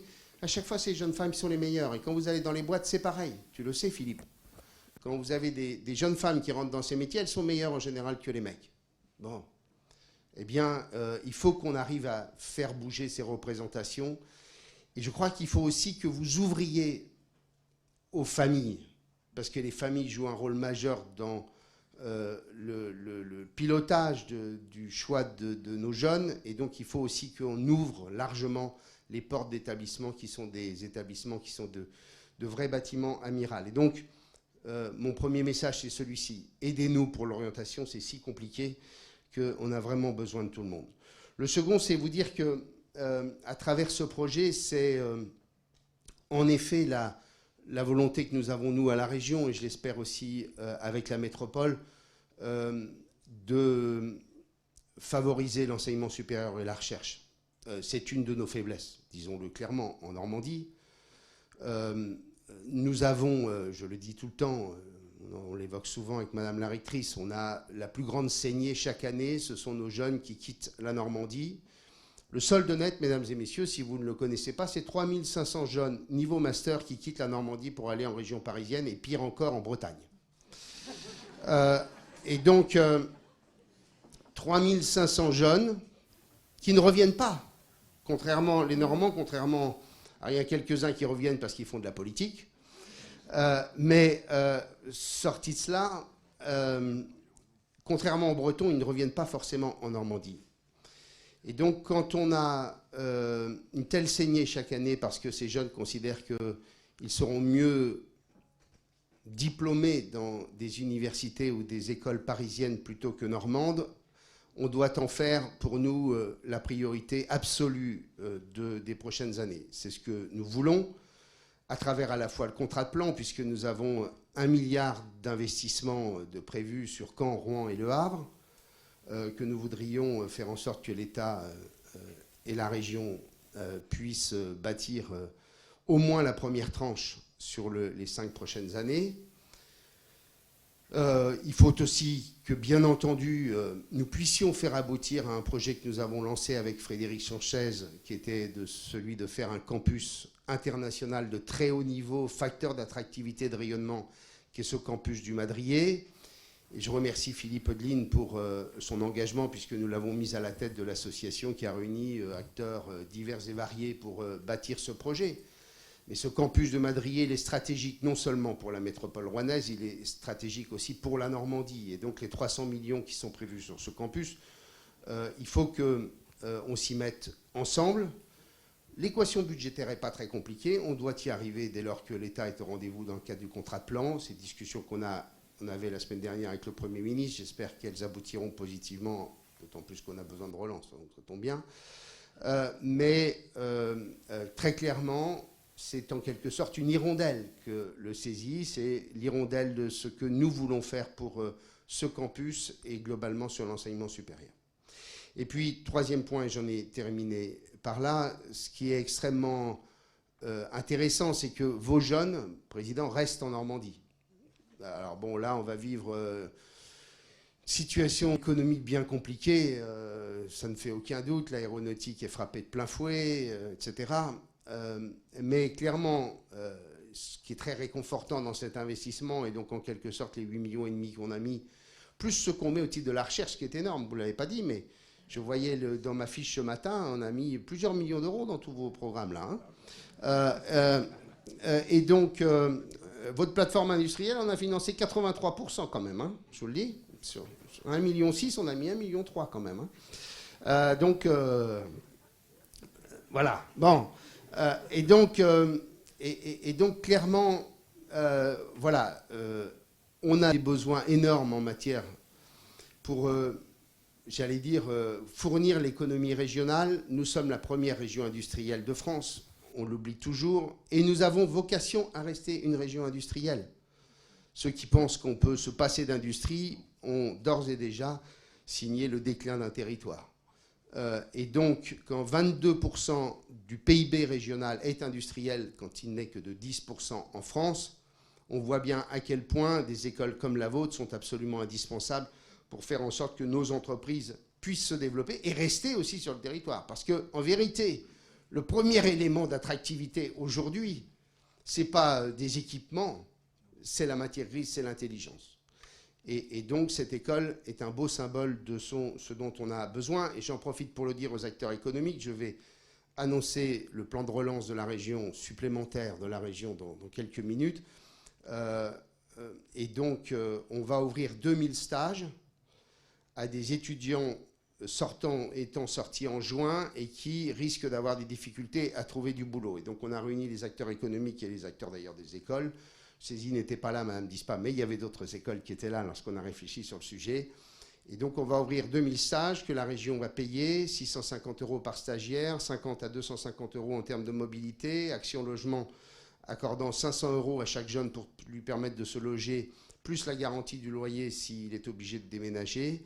Et donc, l'idée, c'est qu'on permette à ces jeunes à qui, il y a 6 mois, on leur disait qu'ils n'avaient aucun souci pour trouver leur première intégration professionnelle, de ne pas se morfondre et de pouvoir trouver une entreprise qui pourra profiter de la formation et de l'énergie de ce jeune qui sera sorti de l'école. Ces stages seront ouverts à partir du 15 novembre, donc n'hésitez pas si certains d'entre vous peuvent être intéressés pour prendre un de nos jeunes qui, aujourd'hui, risque de se retrouver en carafe compte tenu de la situation économique que nous allons vivre dans les prochaines semaines et les prochains mois. Donc, Monsieur le Président, j'ai été trop long. Madame la Directrice, j'ai été très heureux. Et Françoise, tu as bien fait. Merci. Merci. Merci, Monsieur le Président. Sachez que nous sommes depuis de longues années très engagés sur le territoire et que nous resterons bien volontiers au service de la promotion sociale, au service de la compétitivité des entreprises. Et tout ce que nous mettons en œuvre, tout ce campus, il a été construit dans un esprit d'ouverture pour pouvoir accueillir un maximum de partenaires et d'acteurs du territoire. Et donc, sans aucun doute que tous ces investissements faits par la région porteront beaucoup de fruits. Alors, Madame la rectrice, je vais vous... Après moi, il vaut mieux. Hein. non, mais... avec un micro particulier. Voilà. Hop. Voilà. Je vous donne ce micro. Appuyez sur le petit bouton rouge, un peu continu. Voilà. Alors lui, c'est pas le même. Ici. Voilà, ça fonctionne. Merci beaucoup, Madame la Directrice. Alors... c'est très impressionnant comme amphi, hein, quand même. Il est immense, il est magnifique. Alors, vous dire que ce matin, nous avons fait une très belle visite, une visite très inspirante, avec un campus qui est effectivement absolument magnifique, cela a été dit, un campus qui est conçu, et ça, je crois que c'est très important, à la fois avec tous les partenaires, hein, les étudiants, bien sûr, les enseignants, les formateurs, et je crois que ça, c'est vraiment la nouvelle façon de travailler. Que l'on ne peut que féliciter. Je suis aussi très impressionnée par le fait que ce campus s'insère parfaitement dans la dynamique du campus du Madrier, que nous voulons vraiment un petit peu l'avenir de l'enseignement supérieur et de la recherche dans cette partie de la région Normandie et de l'académie. Et qui a l'avantage évidemment de réunir en un seul lieu toute une série d'établissements d'enseignement supérieur, que ce soit l'Université de Rouen, l'INSA et bien d'autres, avec lesquels je sais que vous travaillez très bien. Merci. Je crois qu'effectivement... Il est allumé. Il est allumé ? Il ne fonctionne pas. Bouton rouge, pareil. Sur celui-là. Voilà. Là, c'est mieux. Ah oui, là, c'est mieux. Donc une insertion très intéressante dans ce campus du Madrier, un travail aussi avec les pôles de compétitivité, avec le campus Seine que monsieur le président de région a cité. C'est un campus auquel nous tenons beaucoup dans l'académie parce que c'est un campus là aussi assez illustratif de ce que nous essayons de faire en alliant à la fois l'enseignement supérieur, l'enseignement scolaire, la recherche, les entreprises et toute l'innovation du territoire sur un sujet évidemment extrêmement important, celui de l'énergie et des énergies en Normandie. Et puis, on le voit, c'est un campus, le campus Césy, c'est un campus innovant avec ce Fab Lab assez important. Hein. Ce n'est pas seulement une salle, ce sont plusieurs salles qui sont pensées pour la recherche, qui sont pensées en lien avec le travail que font les doctorants. Et ça, je crois que c'est aussi la pointe de ce qu'on voit dans l'enseignement supérieur partout sur le territoire national. Chaque fois que c'est pensé en amont, eh bien, on voit bien que la possibilité de faire circuler les intelligences est pensée par l'architecte en amont. Nous avons aussi un projet avec le président auquel nous tenons beaucoup, d'un lycée du futur qui est pensé de la même manière, hein, d'essayer de travailler en amont avec les pédagogues pour faire en sorte que les lieux soient représentatifs de la circulation de l'énergie intellectuelle. L'autre intérêt, je crois, de la visite de ce matin, c'était de montrer notre partenariat à tous. Je crois que ça a été bien dit ce matin, avec la métropole, avec la région, avec le Césy, qui a fait un effort financier très important, et bien sûr l'État, qui met 1,4 million d'euros dans ce projet. Je crois que c'est important de le rappeler, parce que lorsque nous avons cette force de frappe très partenariale, bien sûr, surtout nous réunissons des fonds importants, mais ce n'est pas ça le plus important. C'est qu'au moment où nous travaillons sur l'apport de fonds, nous travaillons ensemble. Nous avons un projet qui devient vraiment commun, que nous portons ensemble, et ça a été très bien montré, je crois, avec les interventions successives. Nous avons, je crois, construit vraiment cet objet de l'enseignement supérieur dans notre territoire, et je crois que c'est important parce que ça nous permet d'avancer tous ensemble. Bien sûr, je crois que le président l'a dit, mais il me revient en tant que rectrice de l'Académie de Normandie de dire qu'il y a un énorme besoin d'enseignement supérieur sur le territoire normand. Nous avons des élèves qui ne poursuivent pas suffisamment dans l'enseignement supérieur. Nous sommes une académie en retard par rapport à d'autres, sans qu'on puisse vraiment l'expliquer. C'est ça qui est vraiment traumatisant pour nous, parce que quand je suis arrivée sur ce territoire, j'ai demandé bien sûr qu'on me communique les statistiques des résultats scolaires de nos élèves, des résultats des lycéens, de l'espérance pour un élève de 6e d'obtenir le bac, et c'était franchement étonnant. Étonnant parce qu'on ne comprend pas, il est difficile de comprendre comment le territoire normand peut être en recul sur ces dimensions-là, alors qu'il bénéficie de tant de possibilités, de tant d'éléments favorables, et notamment de son dynamisme économique tout à fait particulier, et notamment en termes d'insertion dans l'emploi. Voilà. Donc comment dynamiter cela, c'est un peu un de mes objectifs prioritaires dans l'académie. Nous avons un projet pédagogique pour la Normandie, et parmi les objectifs prioritaires, eh bien, la dynamisation de cette dimension est tout à fait importante. Il faut passer évidemment beaucoup de temps pour faire en sorte que nos élèves s'orientent davantage et mieux et poursuivent des études supérieures parce qu'ils en ont les moyens, parce que c'est seulement un manque d'ambition et une autocensure sociale qui les empêche de travailler là où les autres, alors je ne citerai pas la Bretagne bien entendu, mais d'autres régions tout à fait similaires, voire moins belles, beaucoup moins belles, arrivent à travailler de la même manière et poursuivent leurs études de façon beaucoup plus dynamique. Donc c'est notre objectif, et je crois que le travail que vous faites ici dans le Césy est tout à fait exemplaire de ce que nous cherchons à faire. Exemplaire d'abord parce que vous accueillez toutes sortes de publics, et j'y suis très attachée. Nous avons eu une discussion tout à l'heure, Madame la directrice, 66% de vos élèves qui ne sont pas issus des classes les plus favorisées de notre pays. Une mixité de statuts très importante avec l'alternance, avec la formation continue. Moi aussi, je suis comme vous, je suis très attachée à la formation continue. Et d'ailleurs, en termes pédagogiques, nous savons qu'il n'y a rien de plus stimulant qu'un groupe qui a en son sein à la fois des étudiants en formation initiale, des étudiants alternants et des adultes. Parce que les uns et les autres partagent des expériences et des postures qui sont différentes. Et qu'un étudiant en formation continue puisse dire à un jeune qui doute de l'intérêt des études, parce que nous en avons, il en existe, qui en ont un petit peu assez. On sait que nos élèves issus de différents baccalauréats peuvent avoir un petit peu assez du fonctionnement scolaire, je dirais un peu ex cathedra. La discussion avec un adulte, la discussion avec un alternant est riche, parce qu'elle permet aux jeunes de se rendre compte qu'il a une chance exceptionnelle d'apprendre, une chance dans sa vie qui va le porter très très loin et qui lui permettra tout au long de sa vie de réapprendre et de s'adapter à son environnement et quelque part aussi de se construire personnellement. Donc je crois que c'est une belle chance et je suis très attachée et je suis très heureuse que CESI montre cet exemple qui est vraiment ce que nous souhaitons faire à la fois, je dirais, dans l'enseignement supérieur, mais également dans l'enseignement scolaire, où vous le savez, nous développons très fortement l'apprentissage dans l'éducation nationale.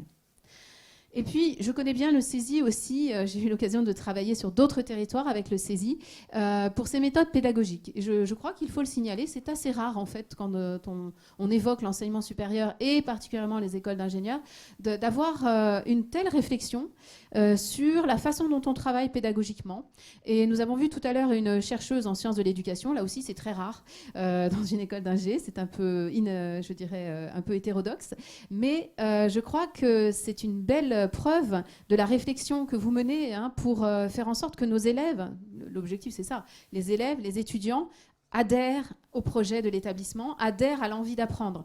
Parce que ce que je venais de vous dire tout à l'heure, c'est que nos élèves peuvent avoir à un moment donné la lassitude de l'éducation parce qu'ils ont, au bout de quelques années d'enseignement ex cathedra, ils ont envie d'autre chose. Et parfois, ça peut les pousser à des études courtes, voire à l'insertion professionnelle immédiate, qui est en fait sans doute un petit peu moins efficace pour certains d'entre eux qu'une formation professionnelle comme celle qui est donnée ici, avec les bonnes méthodes, avec des méthodes qui permettent d'être attractifs pour les étudiants, pour leur donner envie d'apprendre sous d'autres formes qui sont plus adaptées bien sûr à ce qu'ils connaissent, à leur envie, à leur appétence, et puis aussi à ce qu'ils trouveront dans le monde du travail, ce qui n'est pas tout à fait anodin. Travailler avec ce que nous avons vu, cette table numérique, là, c'est aussi anticiper sur ce que sera le travail d'un ingénieur dans quelques années, c'est évident. Donc vraiment merci au CESI de faire ce travail qui nous inspire, qui est très inspirant pour l'éducation nationale, qui va sans doute nous inspirer aussi pour ce lycée du futur. Ce sont des choses qui nous permettent d'avancer dans le bon sens et encore une fois, d'accrocher nos élèves à l'enseignement supérieur et de leur donner envie.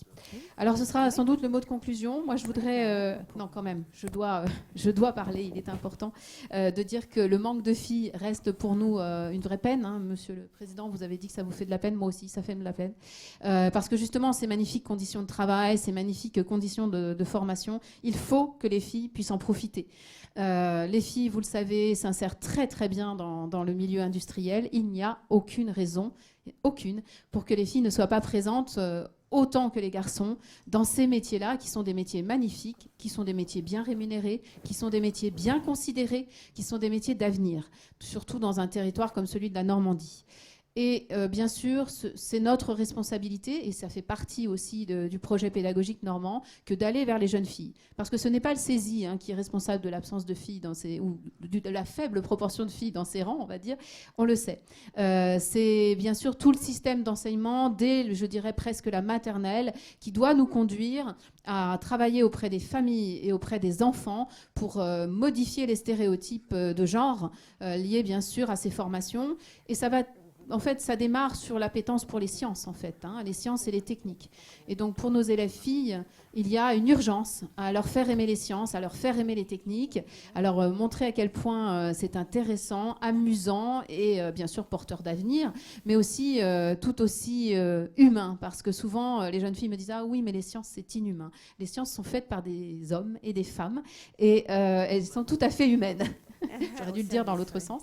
Elles sont tout à fait humaines et elles sont une production même particulièrement exaltante de l'agilité de notre esprit et de notre humanité.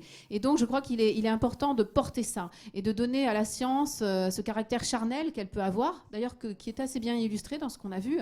La science, c'est la prothèse de hanche que je porte. La science, c'est l'agilité, c'est la capacité à comprendre le monde de manière rigoureuse et stimulante. Donc je crois que nous allons encore, la visite que j'ai faite aujourd'hui va me donner encore plus envie de travailler dès la maternelle pour que nos filles s'en convainquent et soient dans vos rangs dans quelques années. Merci à tous et longue vie au CESI.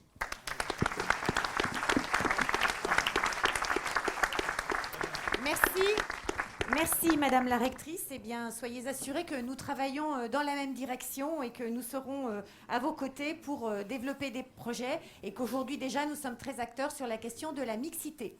Maintenant, le moment tant attendu, donc vous allez pouvoir visiter notre campus. En sortant par le haut, vous aurez un espace de restauration. Vous pouvez prendre le temps et puis nous enverrons des groupes par 12 à partir de l'accueil pour vous faire visiter les différents lieux. Donc prenez le temps et puis ensuite présentez-vous à l'accueil pour pouvoir visiter notre campus. Très belle journée à vous tous et merci encore de votre présence.